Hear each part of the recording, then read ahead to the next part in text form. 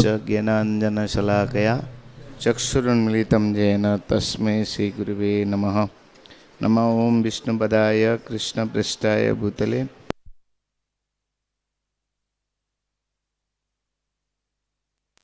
गौरवाणी प्रचारिणे निर्विशेषशून्यवादीं पाश्चात्यदेशतारिणे वञ्चाकल्पतरुभ्यश्च कृपासिन्धुभ्येव च पतितानां पावनेभ्यो वैष्णवेभ्यो नमो नमः। नमो महामदन्नाय कृष्णप्रेमभक्तायते कृष्णाय कृष्णचैतन्य नाम्ने गौरतिष्ठे। हे कृष्ण करुणा सिन्धु दीनबन्धु जगत्पते गोपीश गोपिका कांत राधा कांत नमस्तुते।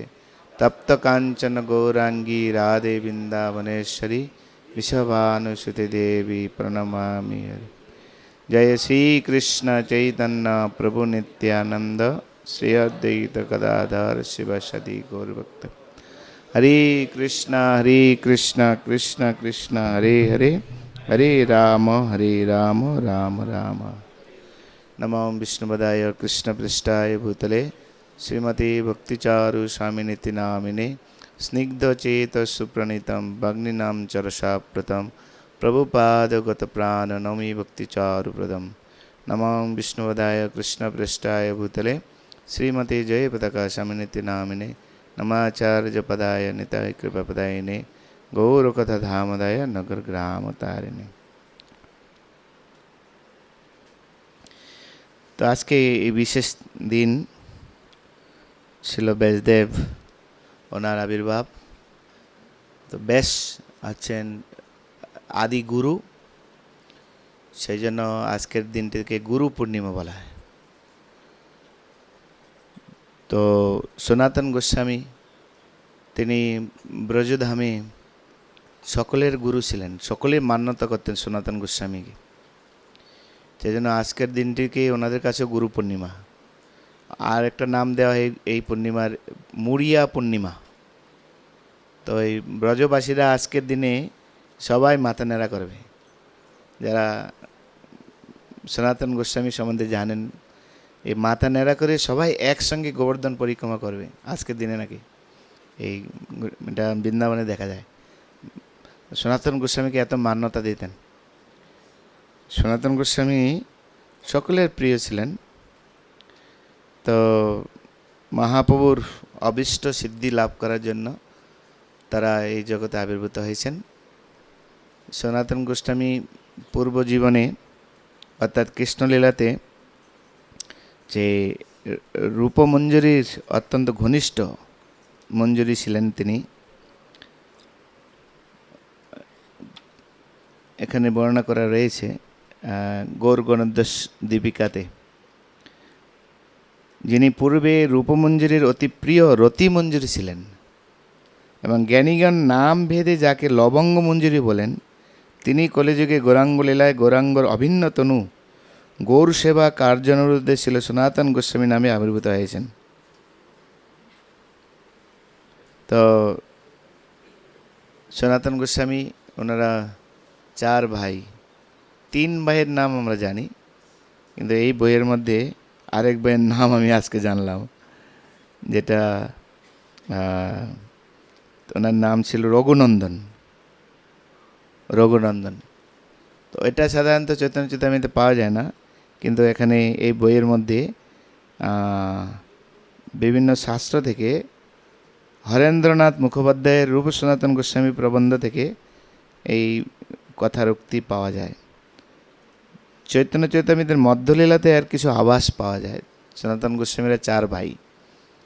তো আমরা সাধারণত 3 ভাইয়ের কথা শুনেছি, সনাতন গোস্বামী, রূপ গোস্বামী আর অনুপম। রঘুনন্দন ও বড় ভাই, সনাতন গোস্বামীর বড় ভাই ছিল। ওনার পিতৃদেব ছিলেন কুমারদেব। দক্ষিণ ভারতে কোন সম্ভ্রান্ত ব্রাহ্মণ পরিবারে ওনাদের আবির্ভাব হয়। কালক্রমে সনাতন গোস্বামীর আবির্ভাব 1410 শতাব্দে, অর্থাৎ 1488 খ্রিস্টাব্দে এই সনাতন গোস্বামী আবির্ভাব হয়। 1410 শকাব্দ আর 1488 খ্রিস্টাব্দ। তো সনাতন গোস্বামী এবং রূপ গোস্বামী তারা বর্তমানে যশোর, সেখানে ওনাদের বসবাস ছিল। ওখান থেকে ওনারা রামকেলিতে গিয়ে অবস্থান করেন পরবর্তীতে, তা বর্ণনা পাওয়া যায়। কালক্রমে ওনাদের নাম পরবর্তীতে সনাতন গোস্বামী, রূপ গোস্বামী মহাপুরুষ সাক্ষাৎ প্রদান করেন, কিন্তু ওনাদের পিতৃপ্রদত্ত নাম ছিল, সনাতন গোস্বামীর নাম ছিল অমর, আর রূপ গোস্বামীর নাম ছিল সন্তোষ, আর ছোট ভাইয়ের নাম যেরকম ছিল সেটা অনুপম ছিল। তো কালক্রমে যখন ওনারা হোসেন শাহের দরবারে যখন একজন প্রধানমন্ত্রী, একজন কোষাধ্যক্ষ রূপে নিযুক্ত হন, তখন তাদের নাম চেঞ্জ করা হয়। রূপ গোস্বামীর নাম হয় দফির খাস, আর সনাতন গোস্বামীর নাম হয় সাকর মল্লিক। সাকর মল্লিক নাম চেঞ্জ হয়ে যায়। আগেরকার দিনে অত্যন্ত গোড়া পরিবার ছিল। কোনো ব্রাহ্মণ যদি কেউ মুসলিমের কোনো কাজ করতেন তাহলে তাকে জাতিচ্যুত করা হতো। তো যেহেতু দুই ভাই অমর আর সন্তোষ হোসেন শাহের দরবারে কাজ নিয়েছেন, সেজন্য তখন ব্রাহ্মণ সমাজ তাদেরকে প্রত্যাখ্যান করা হয়েছিল, তাই তো ওনারা নাম চেঞ্জ করেছিলেন। তো কিভাবে হোসেন শাহের দরবারে ওনারা এই পদ প্রাপ্ত হন? হোসেন শাহ তিনি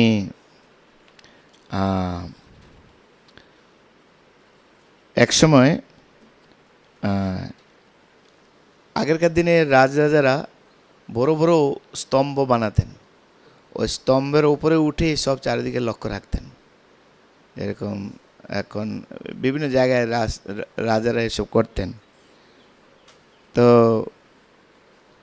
আপনি রামকেলি যখন যাবেন, আপনি ওখানে ওই স্তম্ভটা এখনো আছে। ওই স্তম্ভটা বানানোর জন্য পিরু শাহ বলে একজন মিস্ত্রি ওনাকে দায়িত্ব দিয়েছিলেন। পিরু শাহ খুব সুন্দর স্তম্ভ তিনি তৈরি করেছিলেন। এখন পিরু শাহ স্তম্ভ তৈরি করার পর রাজাকে দেখানোর জন্য নিয়ে আসলেন। আর রাজা দেখে এত আনন্দিত হলেন, তখন পিরু শাহকে অনেক ধন্যবাদ দিলেন, এত সুন্দর স্তম্ভ। পিরু শাহ ভুলবশত বলে ফেলেছে, মহারাজ এই কি স্তম্ভ, এর চেয়েও আমি সুন্দর স্তম্ভ তৈরি করতে পারি। তো আগেরকার দিনে রাজারা বা যারা ধনী লোক, তাদের একটা বদ গুণ ছিল। বেচারি এত কষ্ট করে যে এত পরিশ্রম করে স্তম্ভ করেছে সেটা দেখতো না।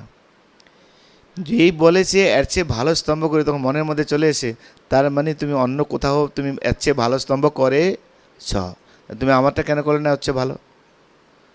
সঙ্গে সঙ্গে হিঙ্গলা মন্ত্রী ছিলেন, তাকে আদেশ দিলেন একে মৃত্যুদণ্ড দেওয়া হোক। মৃত্যুদণ্ড, ব্যাস, যেই কাজ সেই কাজ। এখনকার দিনে তার মানবাধিক কমিশন ছিল না, এখন মানবাধিক কমিশন আছে। তারপরে কত কি বুদ্ধিজীবী আছে, কত বুদ্ধিজীবী আছে না। হ্যাঁ হ্যাঁ, সুপ্রিম কোর্ট আছে, হাইকোর্ট আছে, সুপ্রিম কোর্ট আছে, তারপরে রাষ্ট্রপতি আছে। তখন রাজাই সব যা বলবে তাই, কোনো কিছু। তো তাকে জিজ্ঞাসা করছে, তোমার কোনো ইচ্ছা আছে? বলে হ্যাঁ, এই স্তম্ভটা আমার নামে নামে হবে। আমি হয়তো মরে যাব, কিন্তু আমি অমর থেকে যাবো এই স্তম্ভের মাধ্যমে। রাজা বলছে ঠিক আছে। সেই স্তম্ভের নাম পিরু শাহ স্তম্ভ দেওয়া হয়েছে। তো কিছুদিন পরে রাজা হিঙ্গলা মন্ত্রী তাদের মিনিস্টারকে নিয়ে ওই পথ দিয়ে যাচ্ছেন, তো ওদিকে স্তম্ভের দিকে তাকিয়ে তার মনটা খারাপ হয়ে গেল। যেই মনটা খারাপ হয়েছে আর মন্ত্রীর দিকে তাকিয়েছেন, মন্ত্রীর দিকে দিয়ে তাকিয়েছেন, এখন আমার মৃত্যুদণ্ড হবে না তো? তো রাজা তখন মৃত্যুদণ্ড না দিয়ে ওনাকে বলেন, তুই এখনই আমার রাজ্য থেকে বেরিয়ে যা। বলে মহারাজ আমার কি দোষ? কোনো কথা নেই, এখনই রাজ্য থেকে বেরিয়ে যাও। যেই কাজ সেই কাজ। হিঙ্গলা ওখান থেকে চলে গেলেন। চলে চলে কোনো উপায় পাচ্ছে না, কেন তাড়িয়ে দিল, কী জন্য তাড়িয়ে দিল, কেউ বুঝতে পারছে না। তো যেতে যেতে যেতে যেতে এক জায়গায় বসে বসে খুব কষ্ট পাচ্ছেন, দুঃখ পাচ্ছেন। তো কিছু কিছু সুহৃদ ভক্তরা, সুহৃদ যারা ব্যক্তি ছিলেন, তারা বললেন এই রামকেলি গ্রামে একজন ব্রাহ্মণ 2 সন্তান আছে, একজন পর অমর আর সন্তোষ বলে। ওরা খুব বুদ্ধিমান, বিচক্ষণ, সমস্ত ভাষায় পারদর্শী। বাংলা জানতেন, হিন্দি জানতেন, ইংলিশ জানতেন, উর্দু জানতেন, ফার্সি জানতেন, সব ভাষায় পারদর্শী ছিলেন। তাদের কাছে যাও, তারা তোমার একটা সমাধান করে দেবে। তো হিঙ্গলা সেখানে গেলেন, গিয়ে অমর সন্তোষ 2 ভাইয়ের কাছে সব কথা খুলে বললেন। সব কথা খুলে যাওয়া বলার পর তখন অমর সন্তোষ তার 2 ভাই বললেন, আরে এইটা তো নাথিং ব্যাপার, তুমি এক কাজ করো, এই গ্রাম থেকে ভালো ভালো মিস্ত্রি আছে কিছু নিয়ে যাও, নিয়ে স্তম্ভটাকে পুরো ঝকঝক করে দাও। আর ঝকঝক করে রাজার কাছে যাবে, রাজাকে বলবে আপনি যেই জন্য আমাকে তাড়িয়ে দিয়েছেন সে সব কাজ ঠিক হয়ে গেছে, আপনি স্তম্ভটাকে দেখে আসুন। বলে কী করে বুঝলেন? বলে গিয়ে তুমি দেখবে স্তম্ভের কোনো একটা অংশ সেখানে মরিচা পড়ে গেছে বা ভেঙে গেছে বা অপূর্ণ অবস্থায় আছে, সেই জায়গাটা ঠিক করে দিলে রাজা খুশি হয়ে যাবে। তাও সত্যি সত্যি মিস্ত্রি নিয়ে গিয়ে দেখছেন সত্যি সত্যি ওই কোনো একটা অংশের মধ্যে একটু ভাঙ্গা পড়ে আছে, একটু মানে যে পুরানো হলে যেরকম হয় সেরকম হয়েছে।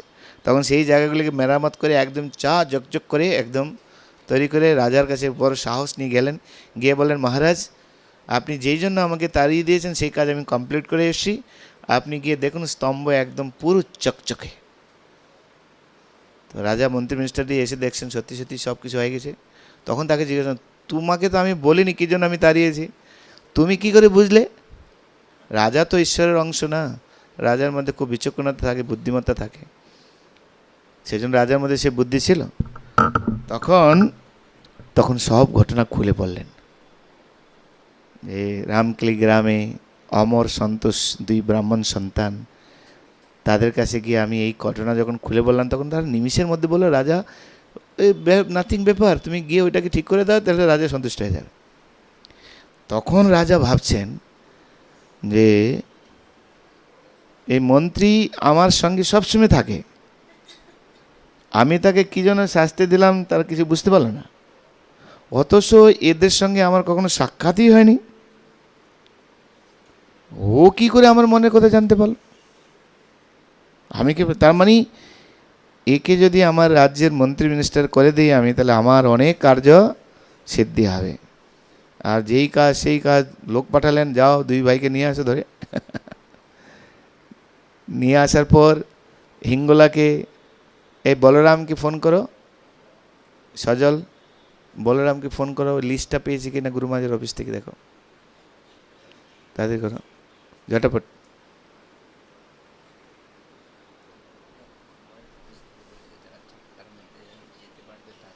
হ্যাঁ হ্যাঁ, সেটা আলোচনা করো, ঝটপট আলোচনা। হলদিয়া আর উদয়নারায়ণপুর সময় আছে এখনো। তো আজকে গুরুমাজ হঠাৎ করে বললেন দীক্ষা দেব, গুরু পূর্ণিমা, সেজন্য আমাদের প্রায় 100-র উপরে ক্যান্ডিডেট রেডি আছে। কে যেতে পারবে? 4টার মধ্যে পৌঁছতে হবে। কেউ আছেন এখানে দীক্ষার জন্য রেডি আছেন? সব পরীক্ষা নিরীক্ষা রেডি? পরীক্ষা হয়ে গেছে?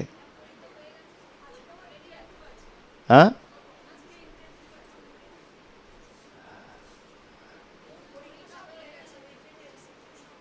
হ্যাঁ, কোথায় ইন্টারভিউ?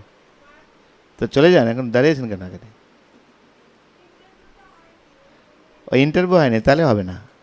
যাদের রেডি আছে পুরো 100%, যারা 100% রেডি আছে তাহলে এখনই পালান, বলরামকে ফোন করে মায়াপুরে 4টার মধ্যে যেতে হবে। হরে কৃষ্ণা। বলরাম ফোন করবে, বলরাম সবাইকে ফোন করে মঙ্গল দেখছে, ঠিক আছে? কারা কারা যেতে পারবে, যাদের গাড়ি আছে তারা যেতে পারবে, নাহলে আজকে কেউ যেতে পারবে না। হরে কৃষ্ণা কৃষ্ণ কৃষ্ণ হরে হরে, হরে রাম রাম রাম হরে হরে। তো পরবর্তীতে হিঙ্গলাকে বাদ দিয়ে সনাতন গোস্বামী অর্থাৎ অমর অমরকে বানালেন প্রধানমন্ত্রী, আর সন্তোষকে বানালেন কোষাধ্যক্ষ, অর্থমন্ত্রী। মানে মেইন বড় দুটো পোস্ট দুই ভাইকে দিলেন, দুই ভাই। আর দুই ভাই খুব যোগ্যতার সঙ্গে সব কিছু তারা সম্পন্ন করছেন। তো কালক্রমে তারা প্রচুর কাজ করেছেন। যেহেতু ওখানে তারা ঢুকেছেন, তার জন্য তাদের নামও তারা চেঞ্জ করেন, সে সাকর মল্লিক আর ধবির খাস। তো দুই ভাই রাজাকে অনেক সহায়তা করছেন, রাজা খুব সন্তুষ্ট। এভরিথিং দুই ভাইয়ের কাছে, পুরো হোসেনশাহের সব কিছু দুই ভাইয়ের হাতের মুঠোর মধ্যে, যা চাইলে তাই করতে পারেন। তো এইভাবে ওনারা সেবা করছেন। প্রত্যেক দিন তারা এই হিসাব নিকাশ থেকে শুরু করে অর্থমন্ত্রী 1 টাকা কোনো গণ্ডগোল নেই, নো ব্লেম, কোনো রকম কি বলে এখন অর্থমন্ত্রী কত কিছু ঘোটালা করে, নো ঘোটালা। একদম দুই ভাই সুন্দরভাবে চালাচ্ছেন। তা কালক্রমে একদিন দুই পয়সা না 2 মোহর হিসাবে গণ্ডগোল হচ্ছে। 2 টাকা 2 মোহর হিসাবে গণ্ডগোল হচ্ছে। তো দুই ভাই চিন্তাগ্রস্ত, কি করে গণ্ডগোল হলো। আর ওই সময় সেবক এসে কিছু শরবত দিলেন, আর শরবত খাইলেন। খেতে খেতে সারা রাত পার করে দিয়েছেন, খুঁজে পাচ্ছেন না দুটো মোহর কোথায় গেল হারিয়ে। ভোরবেলা সেবক এসে দেখছেন ওই অবস্থা ওনারা দুই ভাই আছেন। তো তখন তাদের চরণে এসে দণ্ডবোধ প্রণাম করছেন, আমাকে ক্ষমা করুন, এই সেই। তুমি কেন এরকম বলছো? বলে আসলে কালকে আপনারা শরবত চেয়েছিলেন, কিন্তু আমি হঠাৎ করে আজকে দেখছি যে আমি বিশাল ভুল করেছি। কেন না, এই লেবুর শরবতের পরিবর্তে আমার সামনে ছিল আটা, ও জল আর আটা মিশিয়ে দিয়ে দিয়েছি, আর সেটাকে শরবত বলে আপনারা খেয়ে নিয়েছেন। এই ভুলটা আমি করে ফেলেছি, আমাকে ক্ষমা করুন। তখন এই সনাতন গোস্বামী সাকর মল্লিক আর ধবির গাছের হৃদয়ে একটা বৈরাগ্যের ভাব আসলো। বলে হায়, কীরকম কাজ করছি আমরা, যে শরবতের পরিবর্তে আটার জুস বানিয়ে দিয়েছে, তাও আমরা খেয়ে নিয়েছি, কিন্তু বুঝতে পারছি না। তাই কর্মের প্রতি কত আসক্তি। পণ্ডিত ছিলেন তো, তারা জানতেন মানব জীবনের উদ্দেশ্য কী। তখন তাদের একটু হৃদয়ে বৈরাগ্য উৎপন্ন হয়েছে। আর ইন দ্য মেন টাইম তারা বুঝতে পেরেছিলেন, জানতে পেরেছিলেন সাক্ষাৎ ভগবান চৈতন্য মহাপ্রভু রূপে এসে তারা নবদ্বীপে তারা লীলাবিলাস করছেন। তো তার জন্য ওয়েট করছেন কীভাবে মহাপ্রভুর কৃপা পাওয়া যায়। আর in the meantime Chaitanya Mahaprabhu সন্ন্যাস নিয়ে তিনি পুরীতে চলে গিয়েছেন, দক্ষিণ ভারত ভ্রমণ করেছেন। দক্ষিণ ভারত ভ্রমণ করে বৃন্দাবন যাত্রায় যাবেন, তার জন্য সন্ন্যাসের পরে প্রথম নবদ্বীপে আসেন। নবদ্বীপ থেকে কালক্রমে বৃন্দাবন যাওয়ার পথে এই রামগিলি এক জায়গায় এসে তারা অবস্থান করছিলেন। সব ভক্তরা বলছেন বৃন্দাবনের রাস্তা তো এই দিকে, মহাপ্রভু এইদিকে যাচ্ছে কেন? তো মহাপ্রভু বলছেন আমি ওয়েট করছি, দুই মহান আত্মার জন্য আমি ওয়েট করছি। 1 দিন 2 দিন 3 দিন 4 দিন, 10ম দিনে এই দুই ভাই নিভৃতে রাতের অন্ধকারে তারা এই মহাপ্রভুর সামনে এসেছিলেন। আর মহাপ্রভুর সামনে এসে প্রথম প্রণাম মন্ত্র নম মহা মদন্নায় কৃষ্ণ প্রেম পদায়তে কৃষ্ণায় কৃষ্ণ চৈতন্য নামনে গৌরতিশে নমঃ। এই মন্ত্র প্রথম আবৃত্তি করেন এবং সাধারণ বেশ, গলবস্ত্র আর দন্তে তৃণ এসে মহাপ্রভুর চরণে পতিত হয়েছেন। তাদের এত দৈন্যতা দেখে মহাপ্রভু তিনি বললেন, তোমাদের এই দুই ভাইয়ের এই দৈন্যতা দেখে আমার হৃদয় ফেটে যাচ্ছে। ওঠো তোমরা, ওঠো, তোমরা এত বড় মহান, তারপরে তোমরা এত দৈন্যতা প্রকাশ করছো। তোমাদের দৈন্যতাই প্রকাশিত করছে তোমরা বাস্তবে কে। সঙ্গে সঙ্গে মহাপ্রভু বলেন, তোমাদের এখন আমি দীক্ষা দেব। আজ থেকে তোমাদের নাম রূপ এবং সনাতন। না রেকমেন্ডেশন লেটার, না ভাইভা, না পরীক্ষা, কোনো পরীক্ষা নেই, না ডিসেবল কোর্স, শিষ্য প্রশিক্ষণ কোর্স, কোনো কোর্স নেই, সোজাসুজি দীক্ষা দিলেন। তো এই ভাইভা পরীক্ষা দিয়ে ডিসাইপলস করে দীক্ষা নেওয়া আর এই সনাতন গোস্বামীর, রূপ গোস্বামীর দীক্ষা নেওয়ার মধ্যে অন্তরটা কি? হ্যাঁ, ওনারা ওনাদের দৈন্যতা, দীনতা, তাদের যে মানে আরতি, নিজেকে কত ছোট ভাবছেন, নিজেকে কত হীন ভাবছেন, এই ভাবনা দেখে মহাপ্রভু প্রসন্ন হয়েছেন। আর আমরা দীক্ষা নেওয়ার পরে তো মানে আমাদের অবস্থা খারাপ হয়ে যায়। দীক্ষার আগে আমরা নরম থাকি, কারণ দীক্ষার পরে আমাদের একটু শরীরটা ফুলে যায়। আর ব্রাহ্মণ দীক্ষা নেওয়ার পরে তো টিকি খুঁজে পাওয়া যায় না।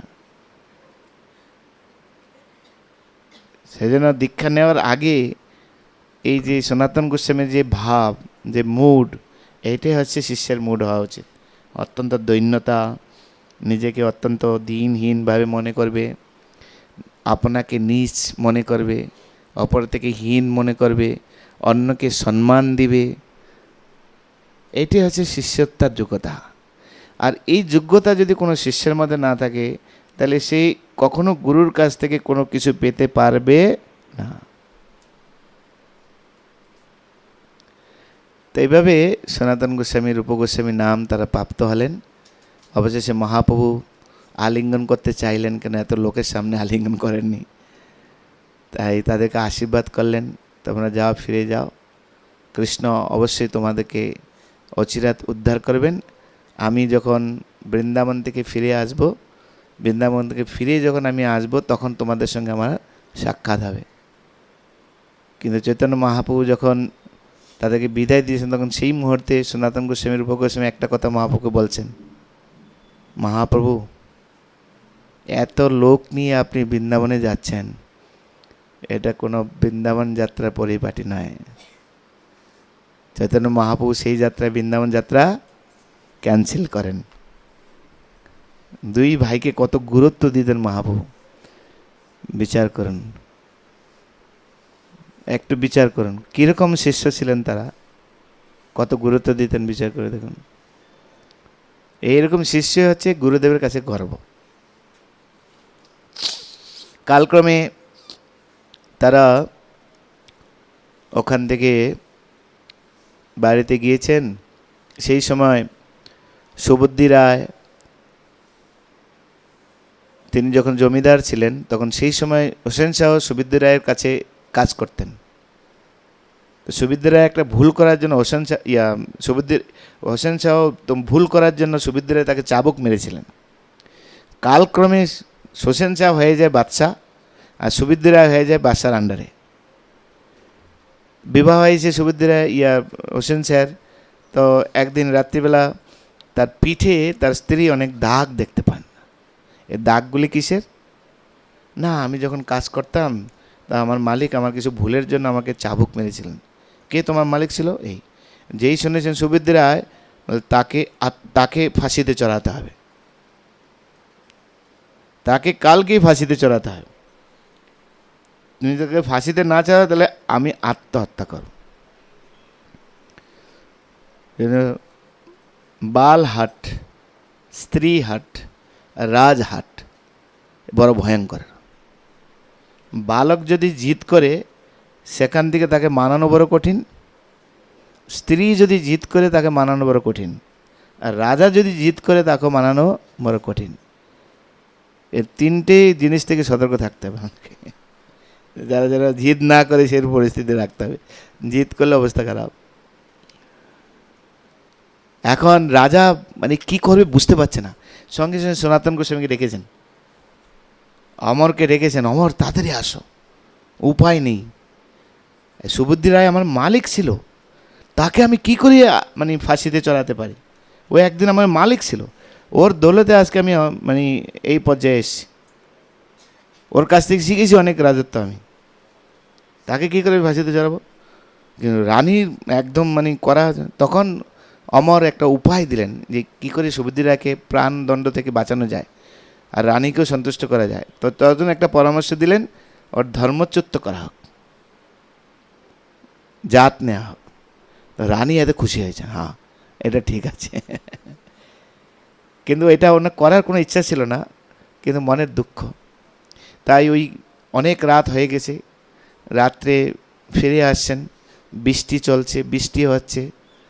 তখন ওই গ্রামের পাশ দিয়ে যাচ্ছেন, তো ওই গাছের পাতা পড়ে, পাতার মধ্যে পা পড়লে কী হয়, আওয়াজ হয়। তখন ওই ওই ওই গ্রামের একটা পরিবার, ওই স্ত্রী জাগ্রত হয়ে গেছে, ওই মালিকও জাগ্রত হয়ে গেছে। তো স্ত্রী বলছেন, এই এই শোনো, কেউ যাচ্ছে মনে হয় রাস্তা দিয়ে। তখন ওই স্বামী বলছে, দূর পাগলি, এ তো রাত্রে কোনো মানুষ যায় নাকি, গেলে কোনো কুকুর যাবে, কোনো পোষা কুকুর যাবে, আর না হয় রাজার কোনো সিপাহী যাবে, মানুষ এই এত রাত্রে কেউ হাঁটে না। আর অমর সব শুনছেন। তখন অমরের মনে আরও বৈরাগ্যের উদয় হয়ে গেছে, হ্যাঁ তাই তো, সত্যি তো তাই। একমাত্র যদি কুকুর না হয়, তাহলে কুকুরও রাত্রিবেলা বেরোয় না। এ রাত্রে কুকুরও বৃষ্টি দিয়ে কেউ বেরোয়, ঘরের কোণে থাকে। কিন্তু আমি বেরিয়েছি কেন? মনিবের কাজের জন্য। তা আমি কুকুর থেকে কোনো অংশে কম নই। ঠিকই তো বলছে। মানে বিজ্ঞ লোকের এটাই হচ্ছে আচরণ, যে কোনো বস্তুকে নেগেটিভ থেকে পজিটিভ করে তুলবে। সত্যি তো তাই। আমি তো পালা পোষা কুকুরের মতো আমি চলছি। রাজা আজ্ঞা করলেন, রাতে চলে গেলাম, কাজ শেষ করে আসলাম, এসে আমাকে বাড়িতে এখন রাতে, এই রাতে তো কোনো কুকুরও রাস্তায় বেরোয় না, তা আমি কুকুর থেকে কোনো অংশে কি কম নাকি? আরও বৈরাগ্যের উদয় হলো। এই বইয়ের মধ্যে সব লেখা আছে, সংক্ষেপে বলছি আমি। তারপর থেকে দুই ভাই তারা সিদ্ধান্ত নিলেন কি করে এখান থেকে বের হওয়া যায়, কি করে বের হওয়া যায়। ইন দ্য মেন টাইম রূপ গোস্বামী তিনি বলছেন, দাদা আমি আগে কাজ ছেড়ে দিচ্ছি, দুই ভাই যদি একসঙ্গে ছাড়ি রাজা ছাড়বে না, তুমি থাকো, আমি বেরিয়ে যাই, কালক্রমে তুমি বেরিয়ে আসবে। তার উপায় মহাপ্রভু বলবেন, কারণ মহাপ্রভু আমাদের বলেছেন তোমাদের সঙ্গে আমার সাক্ষাৎ হবে। হ্যাঁ, বৃন্দাবন থেকে যখন ফিরে আসবো তখন প্রয়াগে তোমাদের সঙ্গে আমাদের সাক্ষাৎ হবে। আর মহাপ্রভু যখন বলেছেন তখন সত্যিই হবে। এই মনে করে রূপ গোস্বামী তখন তিনি সন্তোষ, অমর আর সন্তোষ আর সাকর মল্লিক দবির খাস প্রথমে তিনি রাজকার্য থেকে বিরতি নেন। বিরতি নিয়ে তার যে উপার্জিত ধন সম্পদ ছিল সেগুলি 10,000 স্বর্ণমোহর তিনি ওই রামকিলির কোনো একটা গোসারির দোকানে রেখেছিলেন, মুদি দোকানে। আর বাকি যথার্থ ব্রাহ্মণ পরিবার আত্মীয় স্বজন সবাইকে বিদায় দিয়ে তিনি সোজা চলে গেলেন মহাপ্রভুর সঙ্গে মিলন করার জন্য বৃন্দাবনের দিকে। এদিকে সনাতন গোস্বামী এখানে আছেন। সনাতন গোস্বামীও এইসব লীলা, এই যে লাস্ট যে দৃশ্যটা উনি দেখলেন, তারপরের থেকে তিনি সিদ্ধান্ত নিলেন আমি এখন পুরো বৃন্দাবনময় জীবনে থাকব। সেই জন্য সেখানে তিনি রাধাকুণ্ড, শ্যামকুণ্ড, গিরি গোবর্ধন ওই ওখানে তৈরি করেছেন। তৈরি করে দুইজন পাঠককে তৈরি করেছেন, রেখেছেন, প্রতিদিন তাদের সঙ্গে ভাগবত কথা, কৃষ্ণ কথা আলোচনা করতেন। আর শরীর খারাপ নাম করে ওই রাজ দরবার থেকে ছুটি নিয়েছেন। ইন দ্য মেন টাইম রাজা উড়িষ্যা আক্রমণ করবে। উড়িষ্যা আক্রমণ করার জন্য সনাতন গোস্বামী লাগে। সনাতন গোস্বামী হেভি পাওয়ারফুল ছিল, খুব যোদ্ধা ছিলেন, ভালো যোদ্ধা, এবং তার শরীর খারাপ। তখন তার একজন বৈদ্যকে পাঠিয়েছেন কি রোগ হয়েছে দেখার জন্য। আর বৈদ্য গিয়ে দেখছেন কোনো রোগ নেই, সনাতন গোস্বামী আনন্দে কৃষ্ণ কথা ভাগবত কথা পাঠ করছেন আনন্দে। আর তার পুরো পাড়াটাকে, পুরো ওনার যে বাসস্থান ছিল সেখানে বৃন্দাবনময় করে তুলেছেন, কুঞ্জ বানিয়েছেন, সব কিছু একদম পরিবেশটা পুরো বৃন্দাবনের মতো সেই ভাব নিয়ে আছেন। তো রাজাকে গিয়ে যখন বললেন আসলে সনাতন গোস্বামী ওর কোনো সাকর মল্লিকের কোনো কিছু হয়নি, কোনো রোগ আমি খুঁজে পাইনি। তো রাজা তখন নিজে আসলেন, নিজে এসে ওনাকে অনেক মানানোর চেষ্টা করেছিলেন, কিন্তু রাজা কিছু মানে সনাতন গোস্বামী কিছুতে রাজি হয়নি। সনাতন গোস্বামী আর হোসেন শাহের মধ্যে একটা আন্তরিক সম্পর্ক ছিল। তো সনাতন গোস্বামী বাঁচছেন, রাজাকে যতক্ষণ না পর্যন্ত আমি ক্রোধিত করবো সে আমাকে ছাড়বে না, ঠিক আছে। আর রাজাও ওনাকে ক্রোধিত করবে না সেরকম মানসিকতা ছিল। কিন্তু কালক্রমে রাজা তো মুসলিম, তো কথাকাটি হতে হতে হতে হতে হতে হ্যাঁ আমি তোমার জন্য এত কিছু করেছি। সনাতন গোস্বামী বলে আমিও তোমার জন্য অনেক কিছু করেছি, কি করিনি তোমার জন্য? আমার আমার আমার যে ব্রাহ্মণ বংশ আমি ত্যাগ করেছি তোমার জন্য। শুধু তাই নয়, কত হিন্দু মন্দির আমি ভেঙেছি তোমার জন্য, কত ব্রাহ্মণকে আমি জাতিচ্যুত করেছি। লাস্টে আমার পরামর্শে তুমি তোমার মনিব যে ছিল তাকে তুমি কি করেছো? যাদেরকে জাতির ধর্ম করিয়েছ, নাশ করেছো, তার ধর্ম নাশ করেছো। কি করি তোমার কাছে? বেঈমান কোথাকার, তুমি অকৃতজ্ঞ কোথায়, এই অকৃতজ্ঞ শব্দটা ব্যবহার করেছেন। আর যেই অকৃতজ্ঞ শব্দের ব্যবহার করেছে রাজার প্রতি, রাজা কী করবে বুঝে না। তারপরে বলছেন আমি তোমাকে লাস্ট বারের জন্য বলছি, আমি উড়িষ্যা জয় করতে যাব, তুমি আমার সঙ্গে যাবে কি যাবে না? বলে তুমি যদি আমার প্রাণও নিয়ে নেও তা আমি যাব না, আর তুমি আমার প্রাণও নিতে পারবে না, কেন মহাপ্রভু বলেছেন তার সঙ্গে আমার সাক্ষাৎ হবে, আর যতক্ষণ সাক্ষাৎ না হচ্ছে তুমি আমার প্রাণ কেন, যমরাজ আসলে আমার প্রাণ নিতে পারবে না। বলে আচ্ছা দেখাচ্ছি মজা, কারাগারে এখনই রাখো, ওকে ঢোকাও, আগে উড়িষ্যা জয় করে আছি তারপর ওকে দেখে দিচ্ছি, ঠিক আছে। কারাগারে ঢুকিয়ে দিলেন সনাতন গোস্বামীকে। ইন দ্য মেন টাইম রূপ গোস্বামীর কাছে সংবাদ চলে গিয়েছে কারাগারে ঢুকে গেছেন। একটা চিঠি পাঠিয়েছেন সনাতন গোস্বামীর কাছে ঈশানের মাধ্যমে। ঈশান ছিলেন সনাতন গোস্বামীর সেবক, তো ঈশানের মাধ্যমে পাঠিয়ে সনাতন গোস্বামীর কাছে সংবাদ দিয়েছেন যে কোনোভাবেই হোক তুমি তাড়াতাড়ি এখান থেকে পালিয়ে আসো, রাজা এখন নেই, 10,000 স্বর্ণমুদ্রা রাখা আছে মোদির কাছে, সেখান থেকে ওই টাকা নিয়ে এসে যেভাবে হোক তুমি ছুটে চলে আসো। তাই ইন দ্য মেন টাইম সনাতন গোস্বামী ভাবছেন এখন এই কারামন্ত্রী যে আছে তাকে যদি আমি বলি টাকার লোভ দেখায় তাহলে গণ্ডগোল হয়ে যেতে পারে, মন্ত্রী তো না। তখন তার প্রশংসা করলেন, তো অনেক প্রশংসা করেছেন, এই চৈতন্য চৈতামৃতে এসব প্রশংসা লেখা আছে। সনাতন গোস্বামী বলছেন তুমি এক জিন্দা পীর, মহাভাগ্যবান, কেতাব কোরআন শাস্ত্রে আছে তোমারও জ্ঞান, এক বন্দি সারে যদি নিজ ধন দিয়া, সংসার হইতে তারে মুক্তি করেন গুছাইয়া। হে ওনার যে কারা যে মন্ত্রী ছিলেন শেখ হবু শেখ, ওনার নাম ছিল হবু শেখ, শেখ হবু, তিনি কারারক্ষী ছিলেন। তো শেখ হবুকে বলছেন হে হে শেখ হবুজি, আপনি হচ্ছেন জিন্দা পীর, মানে মুসলমানের সমাজে আমাদের যেরকম বলি না গোস্বামী, ওনারা আছেন পরমহংস, তো মুসলমানের ভাষায় এটাকে বলে পীর সাহেব, পীর সাহেব। তো আপনি একজন মহা সৌভাগ্যবান জীবিত পীর, কোরআন শাস্ত্রে আপনার অনেক পাণ্ডিত্য রয়েছে। কেউ যদি নিজে উদ্যোগে কোনো বন্দীকে মুক্ত করে দেয় তাহলে আল্লাহ তাআলা খোদা তাকে এই সংসার থেকে মুক্ত করেন। আর আপনি বিচার করুন, আপনি যখন মহা বিপদে পড়তেন আপনাকে আমি কত সহায়তা করেছি, কত উদ্ধার করেছি, তা আপনি আমাকে এই বিপদ থেকে একবার উদ্ধার করুন। তখন হবু শেখ বলছে এই সাক্কর মল্লিক, তোমাকে ছেড়ে দেওয়াটা আমার কোনো ব্যাপার নয়, কিন্তু আমি রাজাকে ভয় পাই, রাজা যদি আমাকে মৃত্যুদণ্ড দেয় বলছে তোমার কোনো ভয় নেই, আমি আর এই দেশেই থাকবো না, আমি ফকির হয়ে যাব, আমি ফকির হয়ে মক্কা চলে যাব। তো ওদের হিসাবে মক্কা মানে আমাদের হিসাবে আছে তীর্থস্থান, গয়া কাশী বৃন্দাবন চলে যাব। তো আমাকে খোঁজেই পাবে না, তাহলে তোমার কোনো ভয় লাগবে। আর তুমি বলবে, আগেরকার দিনে তো বাথরুম কারাগারে ছিল না, বাথরুম বাইরে ছিল। তো বাথরুম করতে গিয়েলাম ওই গঙ্গাতে, ওই শিকল অবস্থায় ঝাঁপ দিয়েছে, আর খুঁজে পাওয়া যায়নি। তা হয়ে গেল, বাস শেষ।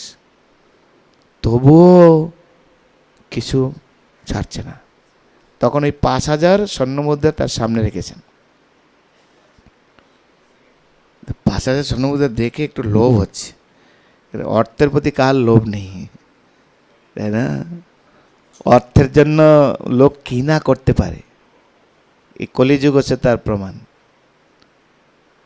অর্থের জন্য মানুষকে খুন করতে দ্বিধাবোধ করছে না এখন, ভাই ভাইকে খুন করতে দ্বিধাবোধ করছে না এখন। এরকম আমরা শোনা যায় যে বাবা অনেক দিন ধরে জীবিত আছে, মরছে না, আরে না মরলে টাকাগুলি পাবো কী করে, সেই জন্য বিষ খাইয়ে মেরে দিচ্ছে। এরকমও খবর পাওয়া যায়, হ্যাঁ কি না? এরকম পাওয়া যায়। মরছে না বুড়ো, সবাই অপেক্ষা করছে কবে মরে, কিন্তু মরছে না। তো সেই জন্য এরকম মানে অর্থের জন্য লোক কিনা করতে পারে। কিন্তু 5,000-এ একটু ভয় পাচ্ছে, আবার লোভও লাগছে। আরও 2,000 ধরলেন, 7,000। তো 7,000 স্বর্ণমুদ্রা দেখে একটু লোভ হলো। তখন এই 7,000 স্বর্ণমুদ্রা নিয়ে, আর সনাতন বলছেন দুটো কাজ হবে তোমার।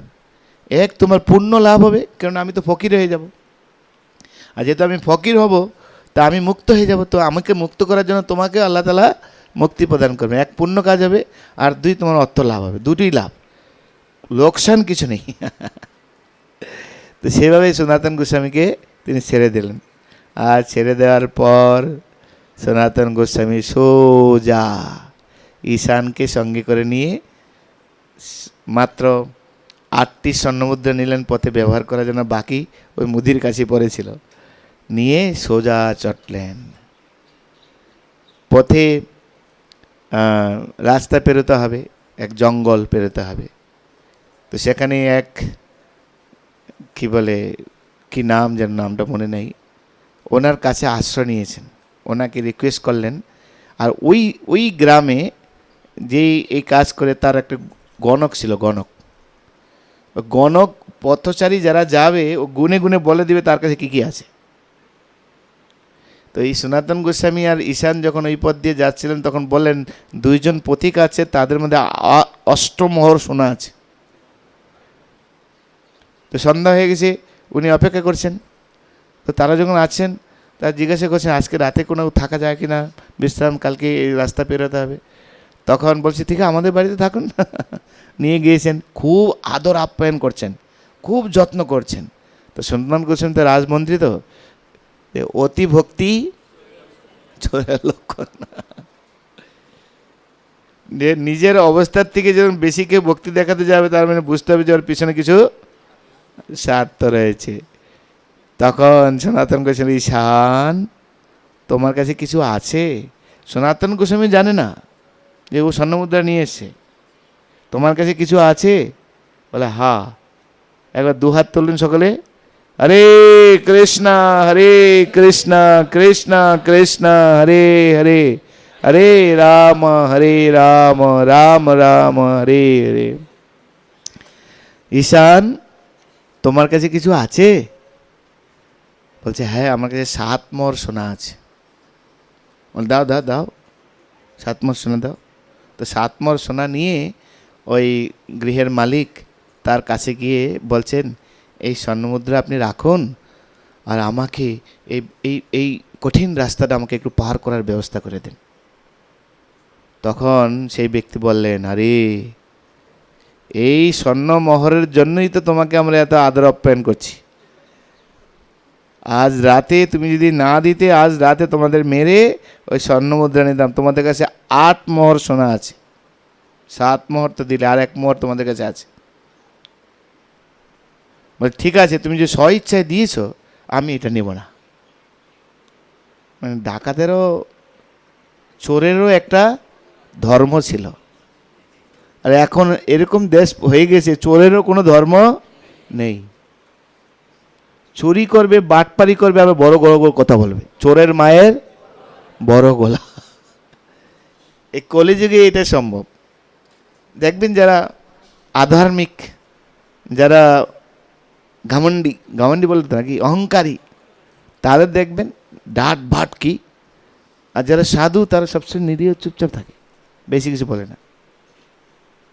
এইটাই কলিযুগ। আর কলিযুগে এইটাই হচ্ছে, যারা অধার্মিক তারা বেশি দেখাবে আমি কত ধার্মিকতা অনুষ্ঠিত, আর যারা সত্যিই ধার্মিকতা তারা কিন্তু চুপ থাকে, কিছু বলে না।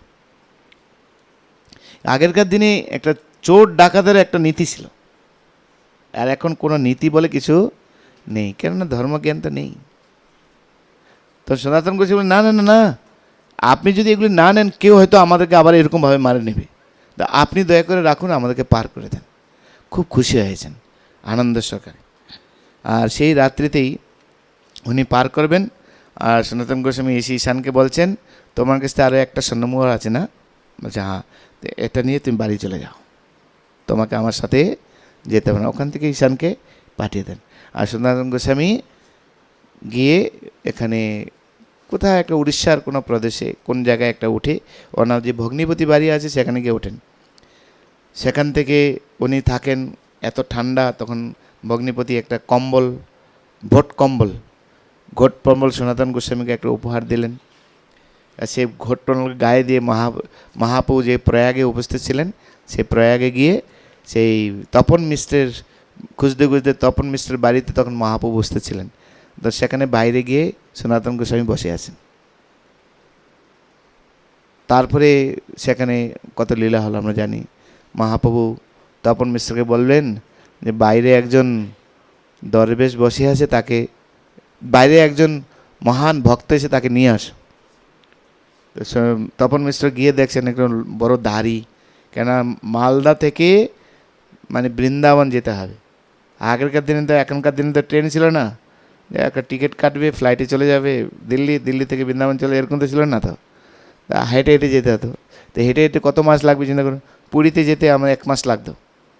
আগেরকার দিনে হেঁটে হেঁটে পুরীতে যেতে 1 মাস লাগতো। তো বৃন্দাবন যেতে কতদিন লাগবে বিচার করে দিন, 6 মাসের কম হবে না। তো সেখানে 6 মাস বা 3 মাস ধরুন। আর সনাতন গোস্বামী আরও দ্রুতগতিতে গিয়েছেন, তাহলে দাড়ি হয়ে গেছে লম্বা লম্বা, চুল টুল অনেক বড় বড় হয়ে গেছে, আর সেখানে বসে আছেন। তখন তপন মিশ্র বলছে, মহাপ্রভু ওখানে সাধু কেউ নেই, এক দরবেশ বসে আছে। কারণ দাড়ি টাড়ি থাকবে কাদের? যারা মুসলিম দরবেশ তাদের থাকে দাড়ি, হিন্দুদের কোনো দাড়ি থাকে না। বলছে ওকে নিয়ে আসো, যে বসে আছে। তো ওকে যখন নিয়েছেন, যেই সনাতন গোস্বামী দেখছেন মহাপ্রভু তাকে আলিঙ্গন করে, প্রাণ খুলে আলিঙ্গন করেছেন তাকে। তখন তার কথা বললেন তপন মিশ্রকে, যাও তাড়াতাড়ি ওকে ভদ্র করে নিয়ে আসো। তো বৈষ্ণবদের চুল দাড়ি থাকতে নেই, ঠিক আছে? চুল দাড়ি হলেই কী করতে হবে? পুরো নেড়া করে দিতে হবে, মহাপ্রভু খুশি হবেন। অফিস আদালতে কাজ করছে, তাদের ব্যাপারটা একটু আলাদা, ছোটো ছোটো করে রাখতে পারে, কারণ টাইলিশ করা যাবে না। এখনকার দিনে সব ছেলেরা টাইলিশ করে, সামনের দিকে কিছু চুল থাকে আর এদিকে সব পক্ষীর বাসা, আমি বলি পাখির বাসা। অনেক ভদ্র ছেলে আছে, তারা কিন্তু নর্মালি রাখে।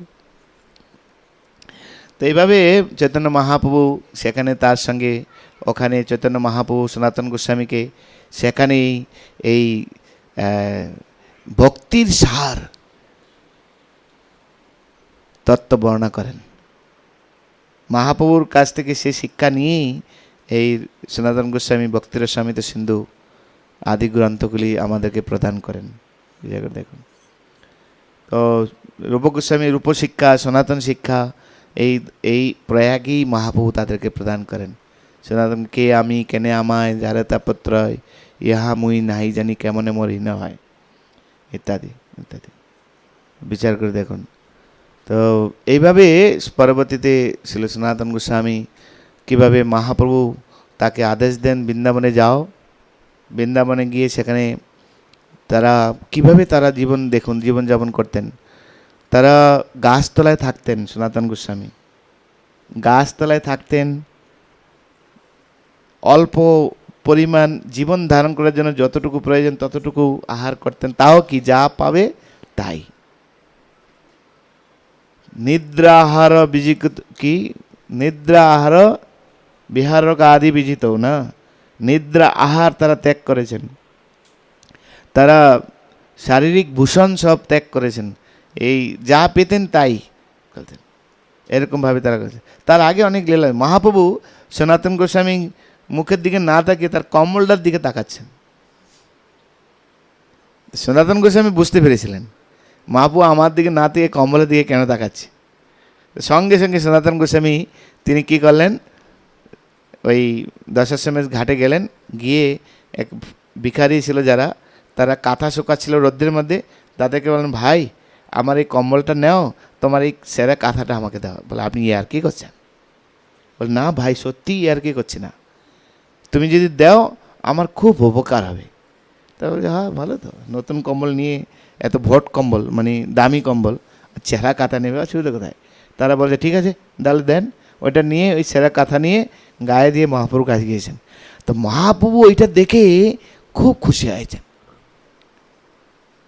হ্যাঁ, আমি চিন্তা করছিলাম যে সর্বশ্রেষ্ঠ পদ প্রধানমন্ত্রী পদ, তাই না? প্রধানমন্ত্রী পদটা চারটাখানি ব্যাপার। যেরকম আমাদের এখন প্রধানমন্ত্রী পদ হচ্ছে সর্বশ্রেষ্ঠ, তারপরে কে? অর্থমন্ত্রী, আর হচ্ছে স্বরাষ্ট্রমন্ত্রী। স্বরাষ্ট্রমন্ত্রী হচ্ছে সেকেন্ড পদ। তাহলে রাজা ছিলেন আগে বাদশাহ, তার প্রথম পদ ছিল প্রধানমন্ত্রী পদ। সে প্রধানমন্ত্রী পদ কৃষ্ণ যাকে ত্যাগ করাতে পারে, আর একটা ভোট কম্বলের প্রতি তার এত আসক্তি কি যেন কৃষ্ণ দেবেন? আমি শুধু এটা চিন্তা করছি, ভালো হইল কৃষ্ণ তোমার সেটাকে ত্যাগ করালো। মহাপ্রভু খুব খুশি হয়েছেন আজকে। তো সেটাই শাস্ত্রে বর্ণনা করা হয়েছে, মহাপ্রভুর ভক্ত যত বৈরাগ্য প্রদান, তাহা দেখে প্রীত হন গৌর ভগবান।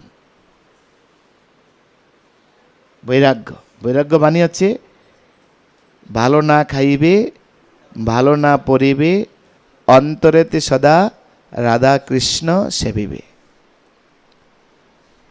ভালো খাইবে না মানে যা পাবো তাই খাবো, এটাকে বলো ভালো খাওয়া না, মন্দ খাওয়া নয়। যখন কোনো রাজভোগ পাবো রাজভোগ খাবো, যখন রাজভোগ পাবো না আটার দলা খাবো, কিন্তু কোনো হাই উতাস নেই। রাজভোগে যেরকম খেয়ে আর আরও দাও এরকম করবে না, আর আটার দলা খেলে হয় কী দিচ্ছে এরকম করবে না, যা পাবো সেটাই খাও, এটাই সিম্পল। কিন্তু আমাদের হয় এরকম, মঙ্গলপ্রভু যদি ভালো প্রসাদ না দেয়, আপনার কতজন ক্লাসে আসবেন ভগবান জানে। সারা সপ্তাহ আমরা বাইরে কত কষ্ট করি, রোববারে যদি একটু ভালো খাবার না দেয়, তাহলে এখানে গিয়ে কী লাভ হবে? ঘরে বসে খাও। কিন্তু যারা বৈষ্ণব তারা কিন্তু এটা চিন্তা করবে না, কেন গৌরনীতাই প্রসাদ পেয়েছেন, আর সেই প্রসাদ আমরা, আর তারা যেরকমই হোক না কেন আমরা খাবো, তাহলে আর কোনো কোশ্চেন আসবে না। তো মহাপ্রভু কিন্তু খুশি হবে না তো বেশি। তো মহাপ্রভু এই সনাতন গোস্বামী দেখে খুব আনন্দ পেলেন। কার সামর্থ্য আছে এরকম করবেন, আপনার আইফোন দিয়ে একটা সাধারণ ফোন নিয়ে নেবেন।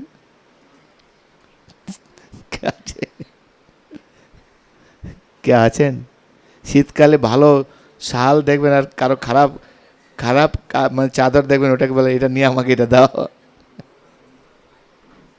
খুব কঠিন। এখন শাল যদি পরা থাকে, ও বাবা, পরিক্রমার সময় দেখা যায় কোনো পরিক্রমা তো আসন নেই, দাঁড়িয়ে দাঁড়িয়ে বসুন বসুন বসুন, শাড়িটা ময়লা হয়ে যাবে। আবার অনেকে প্লাস্টিক নিয়ে যায়, কারণ যেখানে সেখানে বসতে হবে তো প্লাস্টিকে বসবো আমরা। আবার অনেকে আছে ও তো কাপড় টাপড় দেখে না, যেখানে বসবি সেখানে বসে পড়বে। চেতনা, কারণ চৈতন্য মহাপ্রভু সবচেয়ে বেশি খুশি হবেন এই যে সনাতন গোস্বামী আমাদের আচার্যরা যে আচরণ করেছেন। পরবর্তীতে এরকম সনাতন গোস্বামীর জীবন চরিত্র, অ্যাকচুয়ালি আমাদেরকে এই আচার্যদের জীবন চরিত্র আমাদের পাঠ করা উচিত। যদি ভালো বৈষ্ণব হতে চান, তাহলে এই স্বর গোস্বামী মহাপুর যারা পার্ষদ, আমাদের গুরুবর্গ, তাদের জীবনচরিত্র পাঠ করুন। তাদের জীবনচরিত্র যখন আমরা পাঠ করব, তখন দেখবেন আমরা অনেক কিছু সেখান থেকে শিখতে পারব। এবার পরবর্তীতে সনাতন গোস্বামী তাকে মহাপ্রভু দায়িত্ব দেন বৃন্দাবন ধামে যাওয়ার জন্য, সেখানে গিয়ে গ্রন্থ লেখার জন্য, লুপ্ততীর্থ উদ্ধার করার জন্য এবং বিগ্রহ প্রতিষ্ঠা করার জন্য। লুপ্ততীর্থ উদ্ধার, বিগ্রহ প্রতিষ্ঠা আর শাস্ত্র লিখন, গ্রন্থ লিখন। আর এই স্বরগোস্বামীরা সেটাই করেছিলেন। সেটা করেই তারা তাদের জীবন যাপন করতেন। হে রাধে ব্রজদেবীকে, হে নন্দ সনকত, গোসন্তাবতী সর্বতপুরে খেদের মহাবিহল। এরপর তারা মহাবিহলে চারিদিকে ঘুরে বেড়াতেন। হে রাধে, হে ব্রজদেবীকে তুমি কোথায়, হে নন্দসুত কৃষ্ণ তুমি কোথায়, এরকম তারা খুঁজে বেড়াতেন। আর তাদের সেই প্রেমে পরে ভগবান সেখানে আবির্ভূত হতেন। মদন মোহন, তারপরে গোবিন্দ, গোবিন্দজি মন্দির প্রতিষ্ঠা করেন কে? রূপ গোস্বামী। সনাতন গোস্বামী কাকে প্রতিষ্ঠা করেন? মদন মোহন। তারপরে গোপাল ভট্ট গোস্বামী, রাধা রমনজিও, জীব গোস্বামী, এরকম তাদের এক একজন বিগ্রহ রয়েছে প্রসিদ্ধ। সনাতন গোস্বামীর প্রসিদ্ধ বিগ্রহ ছিলেন কে? মদন মোহন। আর মদন মোহন সাক্ষাৎ ভগবান আর সনাতন গোস্বামী দুজনে কথাবার্তা বলতেন। মথুরাতে ভিক্ষা করতে যেতেন, একদিন দেখছেন সাক্ষাৎ ভগবান চৌবের গৃহে তার সন্তানের সঙ্গে খেলা করছে, আর চৌবের পত্নী দুজনকে খাওয়াচ্ছেন আনন্দ সহকারে। আর সনাতন গোস্বামী প্রতিদিন যেখানে যেতেন মদন মোহনকে দর্শন করার জন্য, আর তার ভাগ্যের প্রশংসা করতেন। আহা হা, কীরকম ভক্ত হলে ভগবান তার সন্তান রূপে লীলাবিলাস করে, কীরকম ভক্ত! ওটা গৃহস্থ না, কিন্তু এরকম সন্ন্যাসীর এরকম ভাগ্য হয়েছে নাকি? তো গৃহস্থ চৌবের পত্নী, অথচ ভগবান সেখানে তার একটা সন্তানের মতো গৃহে প্রাঙ্গণে তিনি চলছেন। চৌবের পত্নী সকালবেলা ঘুম থেকেই উঠে আগে মদন মোহনের জন্য খাবার তৈরি করেন। সনাতন গোস্বামী একদিন গিয়ে দেখছেন এই বাসি কাপড় অবস্থা রান্না করছেন। বাট এরকম করে নাকি? এইভাবে ভগবানের সেবা এরকম কথা নেই, এইভাবে করো, এইভাবে করো, এইভাবে করো, এইভাবে করো, এইভাবে করো, এইভাবে করো। পরের দিন করতে লেট হয়ে গেছে, ভগবান রাগ করেছেন, বলে কী করবো? বাবা এসে বলেছে। কোন বাবা? আমার মা আমাকে যেভাবে খুঁজে সেভাবে রান্না করে খাওয়াবে, আর বাবা কে এখানে? সনাতন গোস্বামীকে বলছেন স্বপ্নের দেশে, তুমি কে বলার? আমার মা যেরকম খুশি সেরকম আমাকে সেবা করবে। আজকে তোমার জন্য আমার খেতে লেট হয়ে গেছে। আজকে স্নান করতে হবে, কাপড় পরতে হবে, তিলক কাটতে হবে, আসমন করতে হবে, তারপরে শুদ্ধি করতে হবে জায়গা, তখন পবিত্র পবিত্র বা সর্বাবস্থাগত বিবাহ, যশমারি পুণ্ডিকা সংসভা, জাহামদণ্ডসূচি ইত্যাদি নিয়ে আসতে হবে। নিয়ে এসে রান্না বসাতে হবে, ধুতে কত কিছু করতে হবে, তারপরে রান্না হবে। এই কথাতে লেট হয়েছে। আগে বাসি কাপড় আগে বসিয়ে দিই, এক হাতে দাঁত মাজা, আরেক হাতে রান্না। কর্মা ভাইয়ের ক্ষেত্রে কর্ম খাই না যেরকম। কালক্রমে একদিন হঠাৎ করে সেই মদন মোহন সনাতন বাবাকে বলছেন, বাবা তোমার ভক্তিতে আমি খুব আকৃষ্ট, আমি তোমার কাছে থাকতে চাই। আর চৌবের পত্নীকে বলছেন, কালকে যে বাবা আসবে না, বাবার সঙ্গে আমাকে দিয়ে দিও। সনাতন গোস্বামী বলছে, তুমি চৌবের গৃহে তো ভালো মন্দ খাচ্ছ, আমি তো ভিখারি, তুমি আসলে কি খাবে? তুমি যা খাবে। বলে তাই? বলে হ্যাঁ, তুমি যা খাবে তাই খাবো আমি। ভগবান পরের দিন সকলের বলে চলে গেছেন সনাতন গোস্বামী, ভগবান আসবেন তার কাছে। আর চৌবের পত্নী সারা রাত কান্না, তুমি চলে যাবে আমার কাছ থেকে। তো কী করবেন? ভগবানের আদেশ পালন করতে হবে। সনাতন গোস্বামী চলে গিয়েছেন, সনাতন কাছে চলে গিয়ে সেখানে প্রতিদিন খাওয়াচ্ছেন। কি খাওয়াবে না? সারাদিন ভজনে ব্যস্ত হয়েছে, মার্কেটিং করা, তারপরে ইডলি, ডোসা, সাম্বার, মশলা, চিলি পনির, বাটার পনির, এইসব করার সময় কোথায়? এইসব করতে গেলে টাকা লাগবে, তো টাকা কোর কাছে পাবে? আর এইসব করা আইটেম করার জন্য সময় লাগবে। এই যে সকাল থেকে রান্না, এই সকাল থেকে আমান্য কথা শুরু, কারণ ভালো মন্দ খাওয়াতে হবে না, সে আমান্য শুরু, তারপরে রান্না শুরু হবে, হতে হতে এতক্ষণ লাগছে। দূর, ভজন সাধন করবে না, এত রান্না করে। ওই আটা ভিক্ষা করে নিয়ে এসে যমুনার জল দিয়ে দলা করে আগুনের মধ্যে দিয়ে দেওয়া হলো, নিয়ে এসে বাটিতে করে তুলসী পাতা দিয়ে খাও। আর ভগবান এই খাচ্ছেন। কি করবেন ভগবান, এখন ভক্তের অধীন ভগবান। সেখানে দেখুন একদিন বলছেন মদন মোহন, বাবা একটু লবণ তো কমপক্ষে দাও। আরে তোমাকে কি বলেছি, তুমি বলছো এখন লবণ দাও, কালকে বলে একটু আচার দাও, তারপরে বলে একটু সন্দেশ দাও। ওইসব চলবে না। তুমি যদি খেতে চাও খাও, আর নাহলে চৌবের গৃহে চলো, আমি তোমাকে কালকে দিয়ে আসছি। না না না বাবা, ঠিক ঠিক ঠিক ঠিক আছে, এখানে আমি খুশি, কারণ তোমার ভজনে আমি খুব আনন্দ পাচ্ছি। আহা, এত ভজন, এত তপস্যা, এত তেগ, আহা কত তেগ, কিছু নেই, সারা দিন রাত শুধু কৃষ্ণ কথা, কৃষ্ণ চিন্তন ব্যস্ত। আর এরকম ভক্ত তো কাউকে, নাম তিষ্ঠামি বৈকুণ্ঠ যুগিনাম হৃদয় অপিবা মদ ভক্ত যত্র গায়ন্তি তত্ত্ব তিষ্ঠামি নারদ। তো শাস্ত্রের বাণী ভুল হয়ে যাবে। তো সনাতন গোস্বামীর ভজনে আকৃষ্ট হয়ে ভগবান সেখানে থেকে গেলেন। পরবর্তীতে আর লীলা আছে, সেই ভগবান নিজে লবণ কালেকশন করলেন, আর লবণ কালেকশন করতে পুরো জাহাজকে আটকে দিলেন, আর সেই জাহাজের পুরো টাকা দিয়ে মদন মোহন মন্দির করানো হয়ে গেল। ভগবান সব ব্যবস্থা করে নিলেন। তো ভগবানের মন্দির ভগবানই কাকে যে পাঠিয়ে দেবে বোঝা বড় মুশকিল না। মন্দির করে 4 টাকা নেই। আমি উদয়নারায়ণপুর হলদিয়া মন্দির করতে গিয়ে আমি বুঝতে পারছি, মন্দির করে একটা 4 টাকা নেই। বড় বড় লোকেরা যদি এগিয়ে না আসে, ওই 1 টাকা 2 টাকা 5 টাকা 1000 টাকা দিয়ে মন্দির করা বলো কঠিন ব্যাপার, খুব কঠিন। বড় লোকেরা যদি এগিয়ে আসে তাহলে মন্দির, আগেরকার দিনে বড় লোকেরা সব এগিয়ে আসতে বলে মন্দির তাড়াতাড়ি হয়ে যেত। এই যে মদন মোহন মন্দিরে একজনই করে দিয়েছেন, তাই না? একজনই করে দিয়েছেন। তারপরে গোবিন্দজি মন্দির একজনই করে দিয়েছেন, মানসিং একজনই করে দিয়েছেন। তো যাই হোক, তো এইভাবে সনাতন গোস্বামী কালক্রমে তিনি পুরীধামে গিয়েছিলেন। পুরীধামে গিয়ে তিনি আত্মহত্যা করতে চাইলেন। মহাপ্রভু তার গায়ে কুণ্ডরস হয়েছে, মহাপ্রভু তার গায়ে জড়িয়ে ধরছেন। সনাতন গোস্বামী সেটা পছন্দ হচ্ছে না, তাই চিন্তা করলেন এই দেহ লেখে লাভ নেই, রথের চাকার নিচে আমার জীবনকে দিয়ে দেবো, বা শেষ।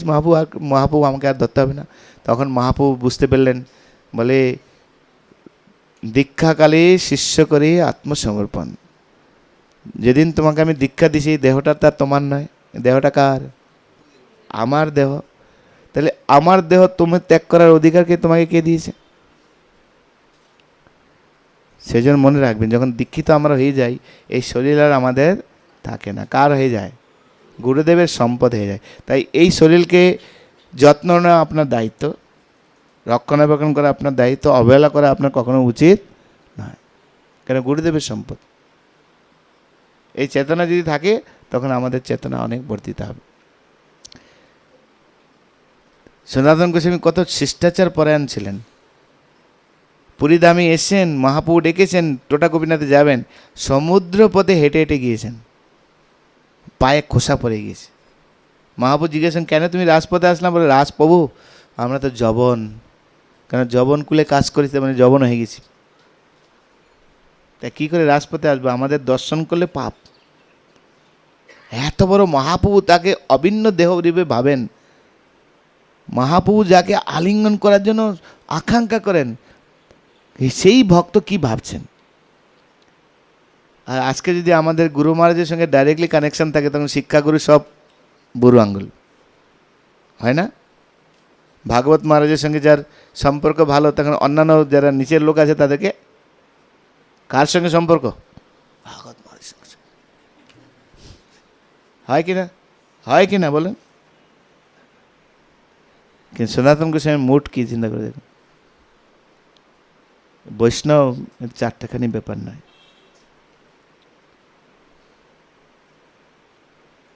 এইসব চরিত্র ভক্তিচারী মহারাজের মধ্যে আমরা দেখতে পাই। মায়াপুরে তখনকার দিনে তো ভবানন্দ মহারাজ, গুরু মহারাজ, ভক্তিচারু মহারাজ, নিতাই চাঁদ মহারাজ, এনারা ছিলেন। তো মহারাজ খুব খুব খুব নম্র, খুব ভদ্র। ইস্কনের মধ্যে গুরুবর্গদের মধ্যে যদি একদম সফট গুরুদেব বলা হয়, তাহলে এ হচ্ছেন ভক্তিচারু মহারাজ, সফট গুরুদেব। শিষ্টাচার থেকে শুরু করে মানে মুখ ফাটে তো বুক ফাটবে, কি বুক ফাটে তো মুখ ফাটে না। বুক ফাটবে কিন্তু মুখ ফাটবে না, ফাটবে না। এত কোমল হৃদয়, তাই না?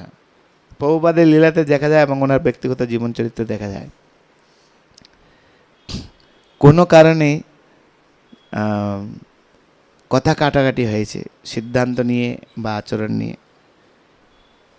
তো একজন মহারাজকে খুব বকেছেন, খুব তুলোধনা করেছেন, আর মহারাজ খুব কষ্ট পেয়েছেন, মনে খুব কষ্ট পেয়েছেন, দুঃখ পেয়েছেন, কিন্তু কিচ্ছু বলেননি, একটা কথা বলেননি। তো গুরু মহারাজ ওই সময় ছিলেন না মায়াপুরে, তো মহারাজ পালিয়ে চলে গেছেন।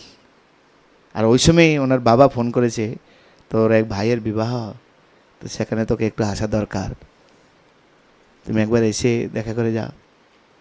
এই সুযোগে মহারাজ ওখানে পালিয়ে চলে এসেছেন।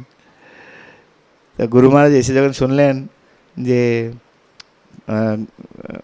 ওনার নাম ছিল, আগের নাম কি ছিল, ব্রহ্মচারীর নাম হয় ক্ষীরচোরা গোপীনাথ, ব্রহ্মচারী নাম, আগের নাম ছিল কিশোর। কিশোর। ইস্কনের ইতিহাসে যে একই সঙ্গে হরিনাম ব্রাহ্মণ দীক্ষা আর 1 বছরের মধ্যে সন্ন্যাস দীক্ষা শুধু মহারাজেরই হয়েছে ইস্কন ইতিহাসে। প্রভুপাদ ওনাকে কত ভালোবাসতেন। একই সঙ্গে হরিনাম ব্রাহ্মণ দীক্ষা, জাস্ট 1 বছরের মধ্যে সন্ন্যাস। সন্ন্যাস দেওয়ার পূর্বে তমাল কৃষ্ণ মহারাজ বাধা দিয়েছিলেন। ইয়াং লড়কা, টুকটুকে দেখতে, মহারাজকে দেখতে কত সুন্দর না, আর যখন যৌবন বয়সে ইয়াং বয়সে মহারাজ ছিলেন তখন দেখতে কত সুন্দর হবে, কল্পনা করতে পারবো না, না? আর এই বয়সে সন্ন্যাস, মহারাজ একটু দেখা উচিত গুরু মহারাজ। প্রভুপাদ বললেন, আমি ওকে ভালো করে চিনি, তোমাদের থেকে আমি ওকে ভালো করে চিনি, তোমরা তার জন্য চিন্তা করো না। এরকম শিষ্য আমাদেরকে হওয়া উচিত, যে গুরুদেব তার শিষ্যের প্রতি কত কনফিডেন্স। বিচার করে দেখুন আপনি, কিরকম কনফিডেন্স, আমি ওকে ভালো করে চিনি, তোমাদের এই নিয়ে চিন্তা করতে হবে না। আর সেই প্রতিদান মহারাজ দিয়েছেন।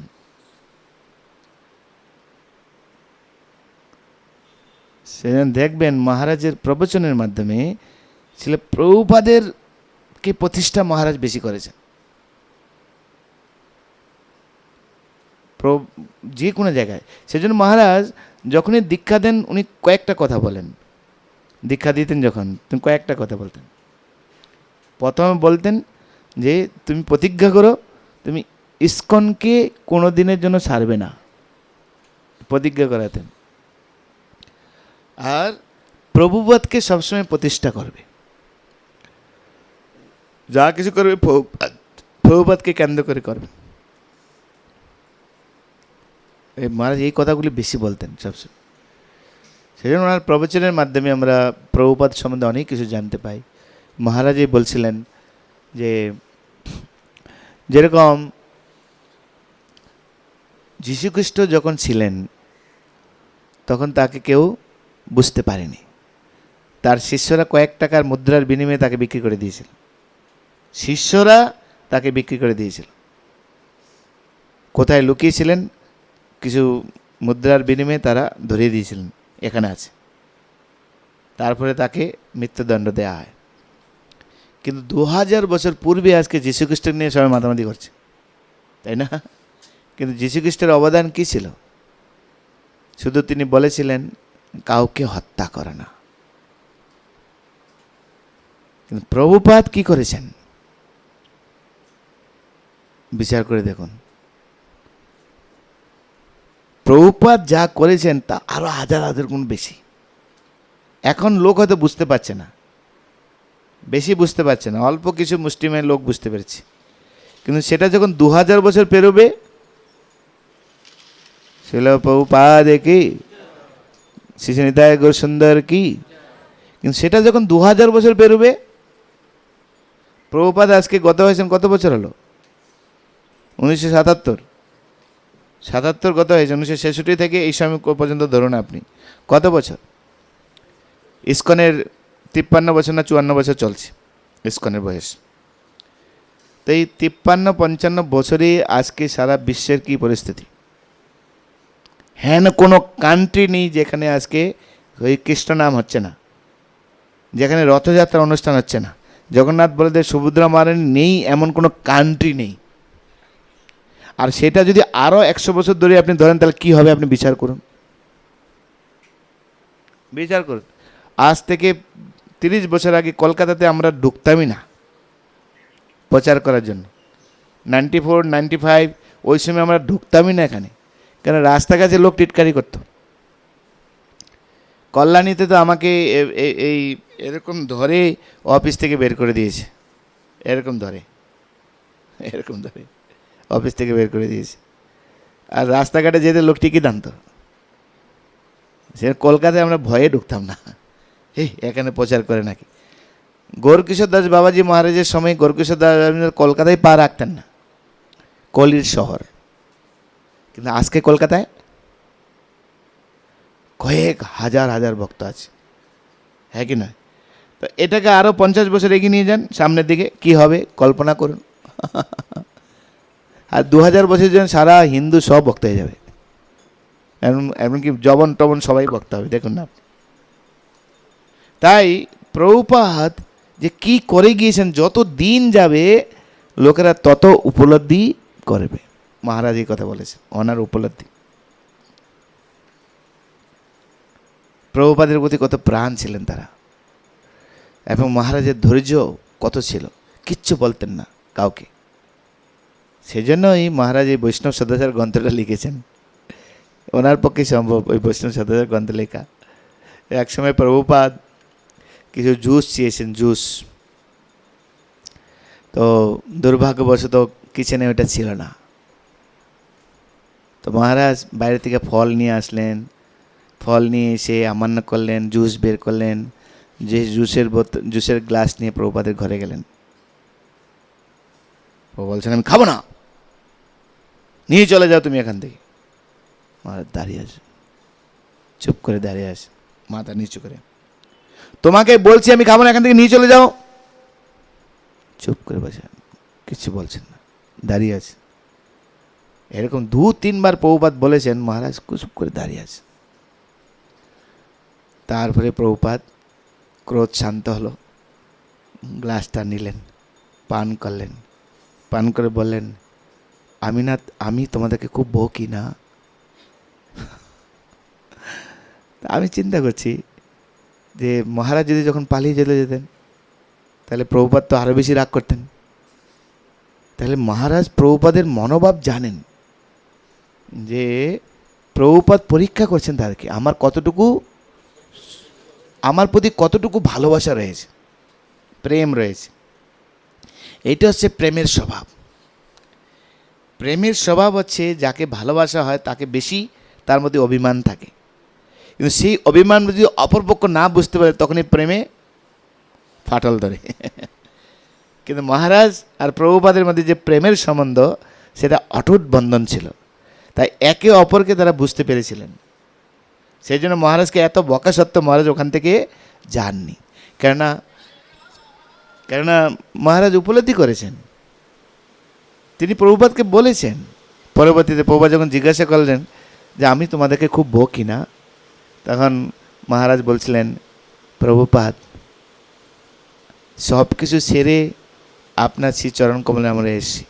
আপনি আমাদের মা, আপনি আমাদের বাবা, আপনি আমাদের পিতা, আপনি আমাদের গুরু, আপনি আমাদের অভিভাবক, আপনি তো সব আমাদের।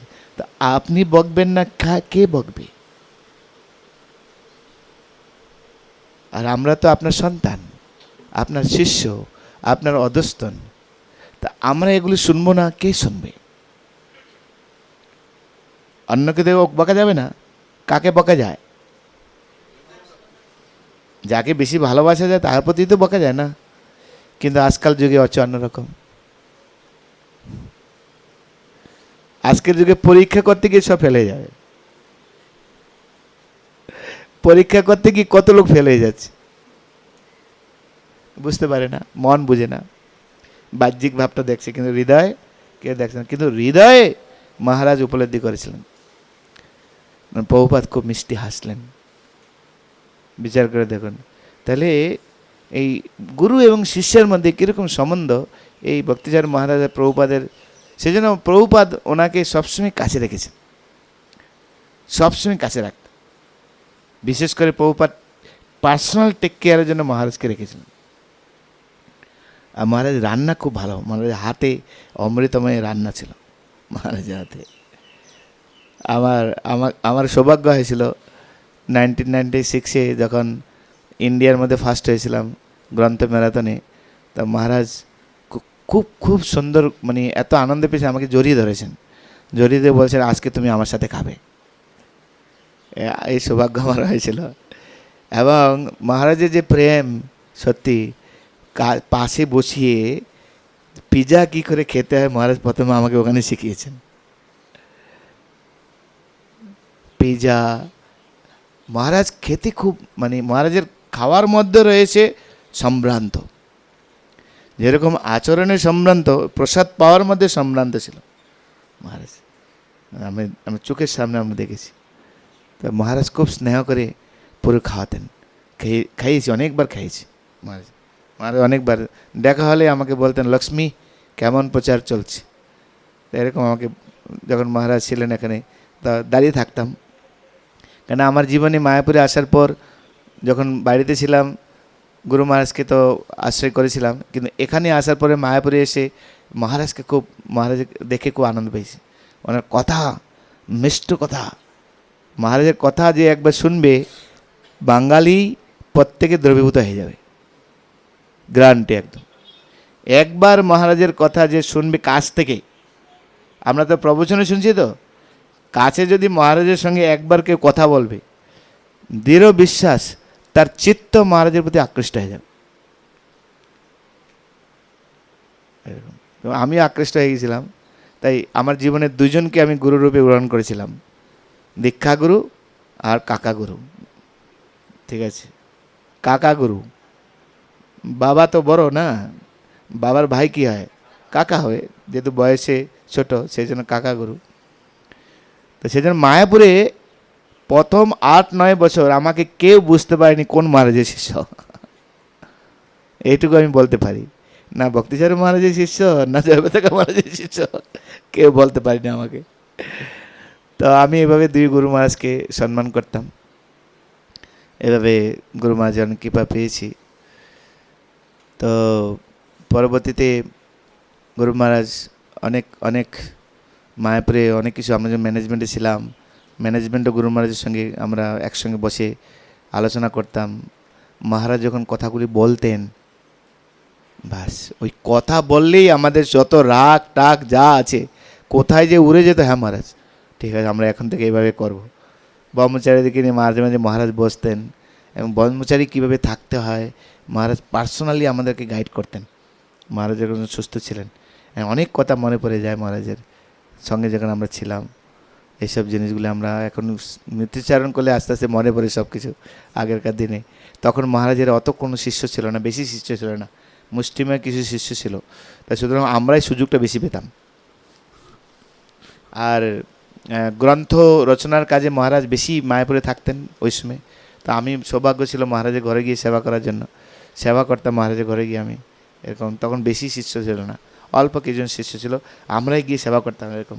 তা মহারাজ খুব স্নেহ করতেন, ভালোবাসতেন, মাঝে মাঝে জড়িয়ে ধরতেন। এরকম সুযোগ মহারাজের কাছ থেকে পেয়েছি আমরা। তো লাস্টে আমি একটা কাহিনী বলবো মহারাজের, তারপরে আপনারা বলবেন। মহারাজ প্রভুপাদ যখন অপ্রকট হবেন, তার পূর্বে প্রভুপাদ হরিদ্বারে ছিলেন। হরিদ্বারে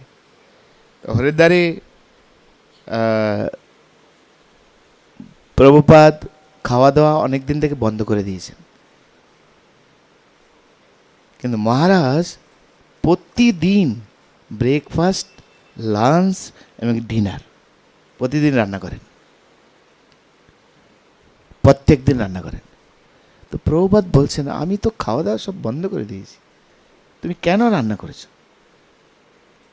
বলে, প্রভুপাদ, যদি আপনি একটু সুস্থ হন তাহলে তো আপনি প্রসাদ চাইবেন, তো সেই জন্য আমি প্রসাদ রেডি করে ভোগ লাগিয়ে রেখেছি, আপনি চাইলে যাতে সাথে সাথে প্রাপ্ত হতে পারেন, তাহলে আপনি আবার উজ্জীবিত হবেন, আপনি আবার আগের মতো চলবেন। চিন্তাধারা দেখুন আপনি, ভাবনা, কীরকম মেন্টালিটি, মনোভাব।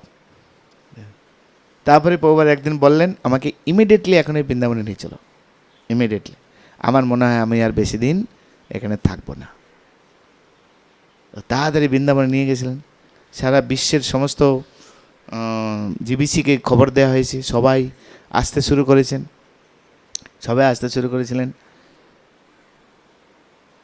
তো মহারাজ ছিলেন কাছে, তমাল কৃষ্ণ মহারাজ একটু দূরে ছিলেন। সেই সময় প্রভুপাদ বলেন, তমাল কৃষ্ণ মহারাজকে ডেকে নিয়ে আসো। আর যেই সময় ভক্তিচরণ মহারাজ তমাল কৃষ্ণ মহারাজকে ডাকতে গেলেন, আর ওই সময় প্রভুপাদ দেহত্যাগ করলেন। ঠিক ওই সময় তমাল কৃষ্ণ মহারাজকে নিয়ে যখন ফিরে আসলেন, প্রভুপাদ আর নেই। মহারাজের কি কষ্ট হবে চিন্তা করে দেখুন আপনি, কি দুঃখ হবে আমি বিচার করে দেখুন। শিবরাম মহারাজ তার উপলব্ধিতে সে দুঃখের কথা বলছেন, মহারাজের কি অবস্থা, কি হয়েছিল।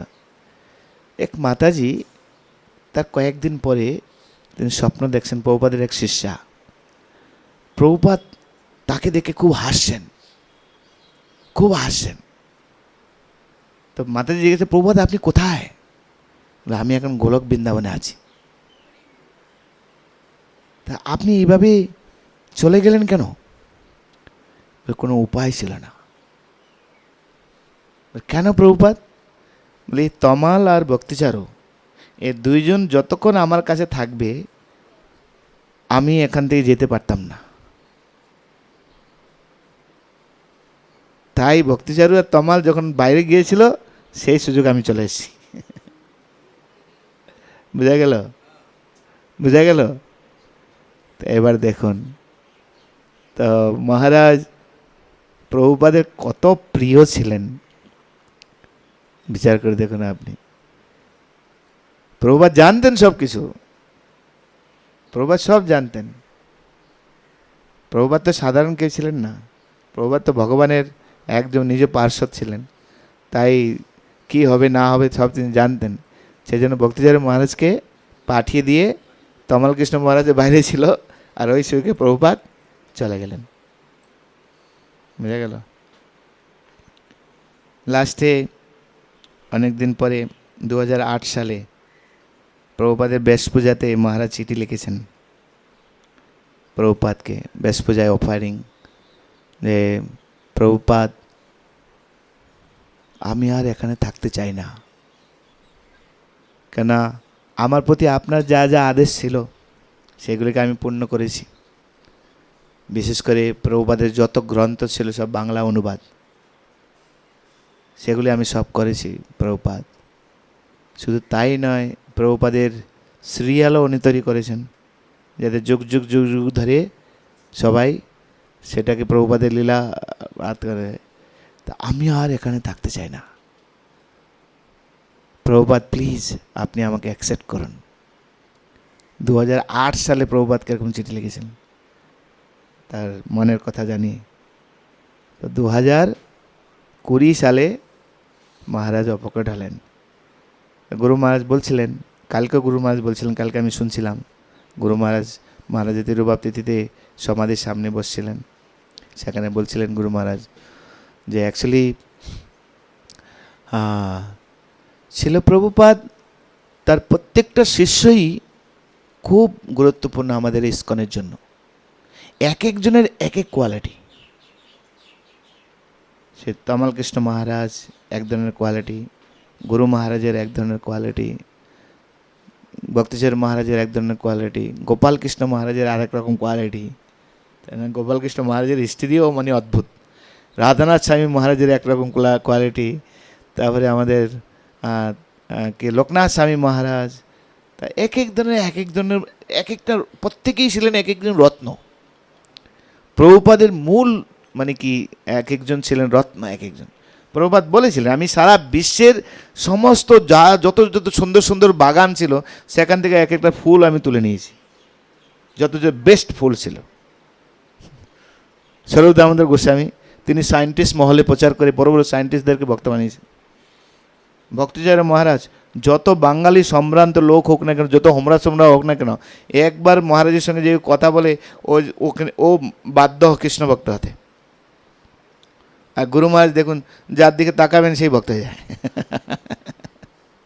সরল কথা বলেন, কেমন আছেন, বাস গলে যাবে হৃদয়ে। আপনি গোপালকৃষ্ণ মহারাজ আপনি বিচার করে দেখুন, আপনি তাদের চেতনাই ছিল আলাদা। তো সুতরাং এই ধরনের মহাত্মারা তারা যতদিন এখানে দরকার ছিল প্রভুপাদ ওনাদেরকে রেখেছেন, আর প্রভুপাদের প্রয়োজন প্রভুপাদ তাদেরকে তুলে নিয়েছেন। তাহলে না দেখুন এই সংসারের জন্য ওনাদেরকে দরকার কি দরকার নয়, দরকার কি দরকার নয়। বিশ্বের ইতিহাসে উজ্জয়ন মন্দির সবচেয়ে কম সময়ে কম টাইমের মধ্যে তৈরি করা হয়েছে, সবচেয়ে কম টাইমে। গুরু মহারাজ নিজের হাতে সেটা করেছে।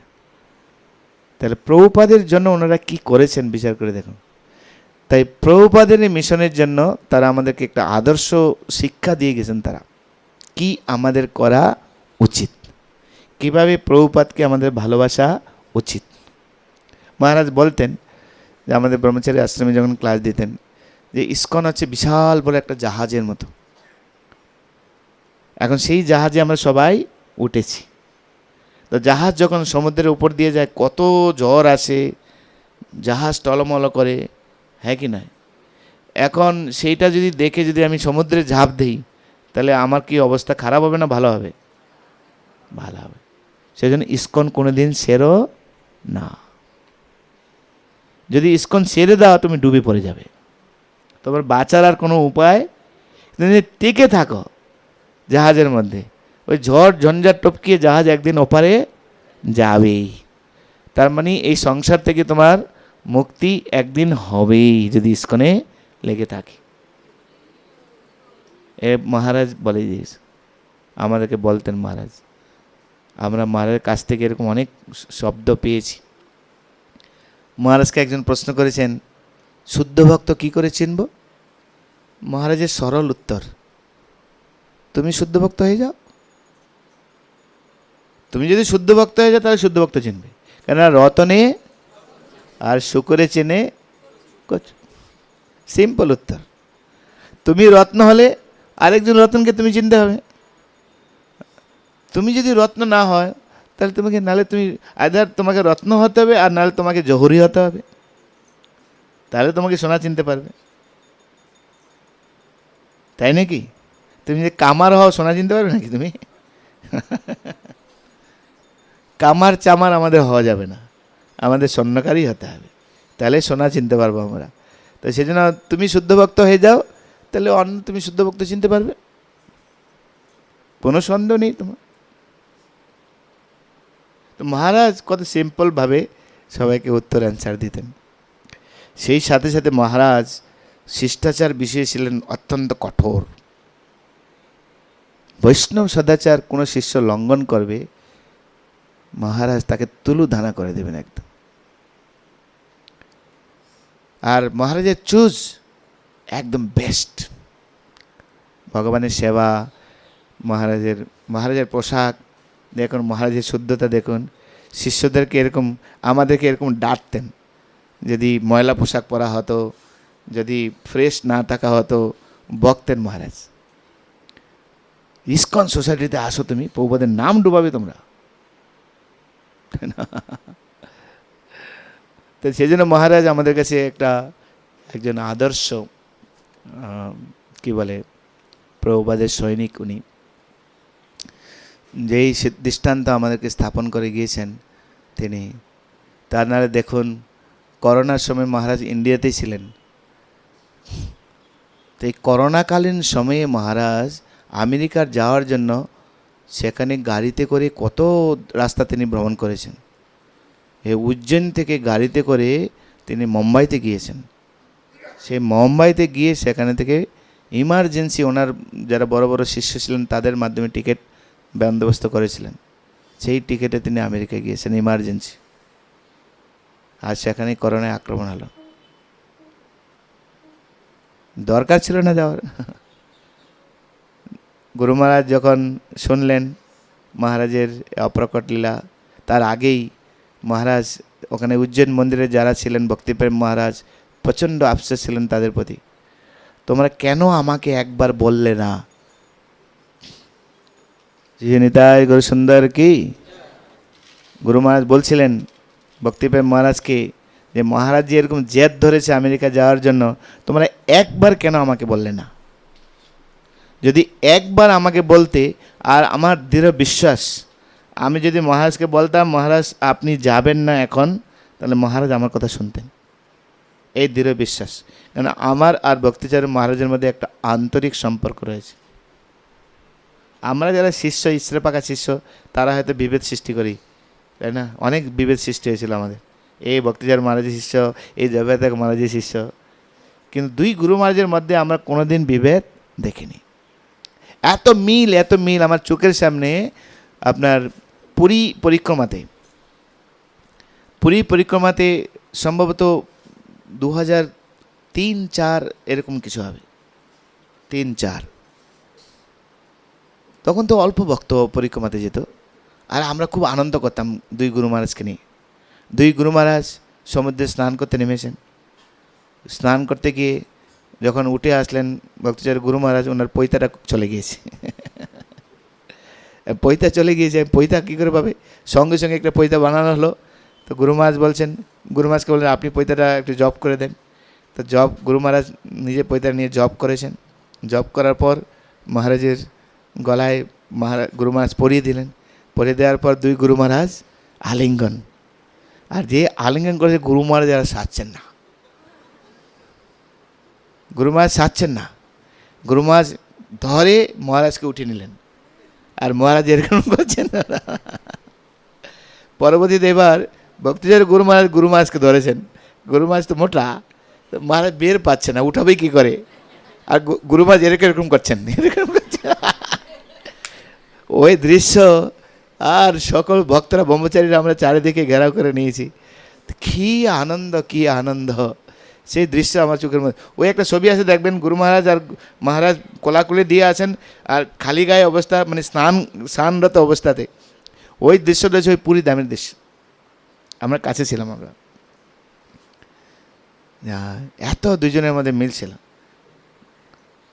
তো গুরু মহারাজ বলছিলেন যে আমি যদি একবার বলতাম মহারাজকে তুমি যাবে না আমেরিকাতে, তাহলে মহারাজ আমার কথা শুনতেন, এই দৃঢ় বিশ্বাস ছিল। এনিওয়ে, এতে বোঝা যাচ্ছে মহারাজ একজন আদর্শ সৈনিক। আর যেহেতু ওখানে ওনার ভক্ত প্রচুর, তাই সেই ফিল্ড থেকে উনি দূরে আছেন। ওখানে লড়াই করছে ওনারা করোনার সঙ্গে, আর সেনাপতি আছেন ইন্ডিয়াতে। তাই সেনাপতি এখানে কী করে থাকতে পারে? তাই সেনাপতি গিয়েছেন সেখানে ওদেরকে হেল্প করার জন্য। এই ভাবনা নিয়ে মহারাজ ওখানে গিয়েছিলেন। তো প্রভুপাদ ওনাকে দরকার, তাই মূল বিষয় হচ্ছে প্রভুপাদ ওনাকে দরকার, তাই প্রভুপাদ উঠিয়ে নিয়ে গেছেন। এই তমাল কৃষ্ণ মহারাজের ক্ষেত্রে একই। তমাল কৃষ্ণ মহারাজ যেদিন দেহত্যাগ করবেন, সেদিন যাওয়ার আগে গরুদেবের কাছে প্রচুর প্রার্থনা করেছেন। সকালবেলা, ভোরবেলা, আগের দিন রাত্রে রাধা মাধবকে প্রচুর প্রার্থনা করেছেন। তার আগের দিন গুরু মহারাজের সঙ্গে দুইজনে ফটো তুলেছেন। আমি চোখের সামনে ছিলাম, কেন আমি গুরু মহারাজের সঙ্গে বেশি সময় থাকতাম।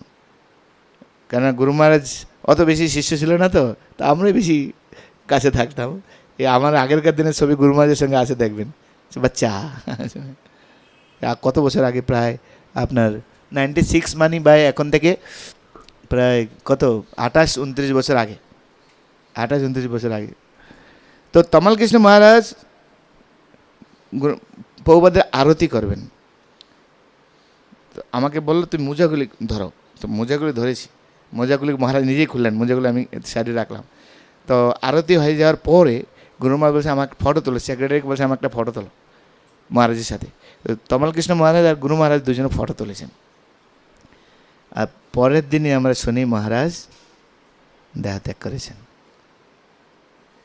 আর তার শিষ্যরা তখন কাঁদতে কাঁদতে বলছিলেন কী ব্যাপার। যেদিন দেহত্যাগ করেন ওখানে একজন প্রভুপাদের ডিসেবল ছিলেন, উনি রাত 2টোর সময় প্রতিদিন ঘুম থেকে উঠতেন, স্নান টান করে জপ করতে করতে গোশালায় থাকতেন, ওখান থেকে মন্দিরে চলে আসতেন, আগেই 32 মালা জপ করবেন, মঙ্গল আরতির আগে ওনার 32 মালা প্রায় জপ হয়ে যেত। তো উনি যখন আসছেন ওদিন আসতে সামান্য একটু লেট হয়েছে, যেই মুহূর্তে মহারাজ দেহত্যাগ করেছেন উনি দেখছেন ছিল প্রভুপাদ তমাল কৃষ্ণ মহারাজকে হাত ধরে টেনে নিয়ে চলে যাচ্ছেন। উনি দেখছেন হাত ধরে টেনে নিয়ে চলে যাচ্ছেন, আর এসে মন্দিরে এসে শুনছেন অ্যানাউন্স আছে আরতির সময়, যখন সন্ধ্যা আরতি মানে মঙ্গল আরতি চলছে, আর ওই সময় অ্যানাউন্স আছে মহারাজ অপ্রকট হয়ে গেছে, অ্যাক্সিডেন্ট। কেন ভোর কয়টার সময় ফ্লাইট ছিল, তাই এখান থেকে 2:30টার সময় 3টার সময় রওনা দিয়েছেন। আর শান্তিপুরের কাছে ওখানে গাড়ি একদম গাছের সঙ্গে ধাক্কা মারায়, সামনে মহারাজ ছিলেন, মহারাজ কিছুই হয়নি, মহারাজ একদম সম্মতিতে বসে আছে, না কোনো আঘাত লেগেছে না কিছু হয়েছে, কিচ্ছু নেই। আমি চোখের সামনে থেকে সব দেখেছি। মহারাজকে যখন নিয়ে আসা হয় একদম ফ্রেশ, কোনো দাগ নেই, কোনো কিছু নেই, বরং পিছনে যে বসেছিল তা পা ভেঙে গেছে। এখনও অগভীর প্রভু বলে একজন আছেন, পা ভেঙে গিয়েছিল, মহারাজের শিষ্য ছিলেন অগভীর প্রভু। তো মহারাজের কিছু হয়নি, কিন্তু তাই প্রভুপাদ এই ধরনের প্রিয় প্রিয় শিষ্যদেরকে তিনি প্রয়োজন। কিন্তু গুরু মহারাজকে নিতে চেয়েছিলেন প্রভুপাদ।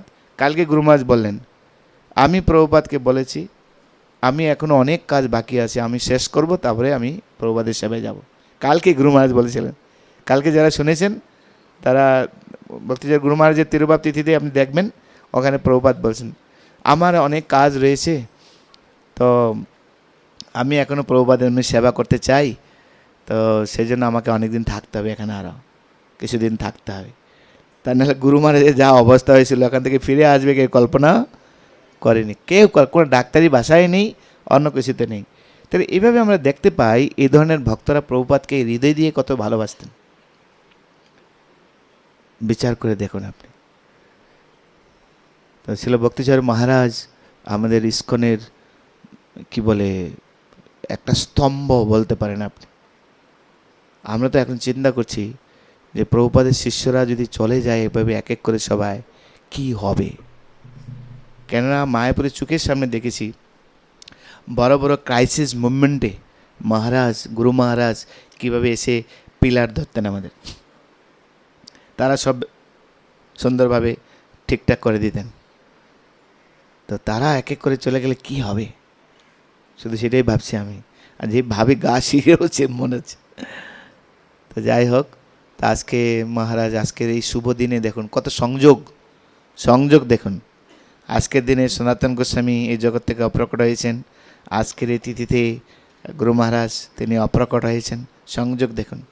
তো এতে বোঝা যায় এই ধরনের মহাত্মারা কেউ সাধারণ কোনো আমাদের মতো কি বলে সাধন সিদ্ধ ভক্ত নয়, তারা ভগবানের অত্যন্ত পার্ষদ এবং প্রভুপাদের নিত্য সেবক। প্রভুপাদের নিত্য সেবাতে তারা প্রবিষ্ট হয়েছেন। তাই প্রভুপাদের দরকার একজনকে উঠিয়ে নেন। তমাল কৃষ্ণ মহারাজকে দরকার ছিল, আর তো উঠিয়ে নিয়ে নিয়েছেন, প্রভুপাদ জোর করে উঠিয়ে নিয়েছেন। তো মহারাজকে তাই প্রভুপাদকে দরকার, তাই উঠিয়ে নিয়েছেন, কারণ দুইজনেই ছিল প্রভুপাদের মেইন বেসি সেক্রেটারি। তো সেখানে হয়তো প্রভুপাদ পরিবেশ তৈরি করছেন, তারপরে যারা কর্ম বেশি করবে তাদেরকে নিয়ে যাবেন হয়তো পরবর্তীতে, যে আমাদেরকে প্রস্তুত থাকতে হবে। তো আমরা তারপরেই যাব, আবার ওনারা গিয়ে রেডি হবেন, তারপরে ওনাদের যেসব জায়গা বাকি থাকবে আমাদেরকে সব নিয়ে যাবে, ঠিক আছে না? এরকম প্রস্তুত থাকতে হবে, সেভাবে আমাদেরকে যেতে হবে। তো এইভাবে ছিল ভক্তিচার্য স্বামী মহারাজ ছিল প্রভুপাদের কৃপাধন্য এবং আমাদের একজন আশীর্বাদক। তো আমরা ওনাকে হারিয়েছি, হারাবো না, আমরা অনাথ হয়ে গেছি ওনাকে ছাড়া। তো কী আর করা যাবে, প্রভুপাদের দরকার সেজন্য নিয়ে গেছেন, সেজন্য আমরা ওনার সেই মিষ্টি মিষ্টি কথা আমাদেরকে শ্রবণ করতে হবে। ওনার ইউটিউবে যান, কালকে এক মহারাজ বলছিলেন যে আমার মনে হয় না মহারাজ অপ্রকট হয়েছেন, কেন যখনই মহারাজের ইউটিউবে আমি প্রবচন শুনি, মহারাজ তো কথা বলছেন আমাদের সাথে, কথা বলছেন, আরে সেই হাসি সেটা একই তো রয়েছে না।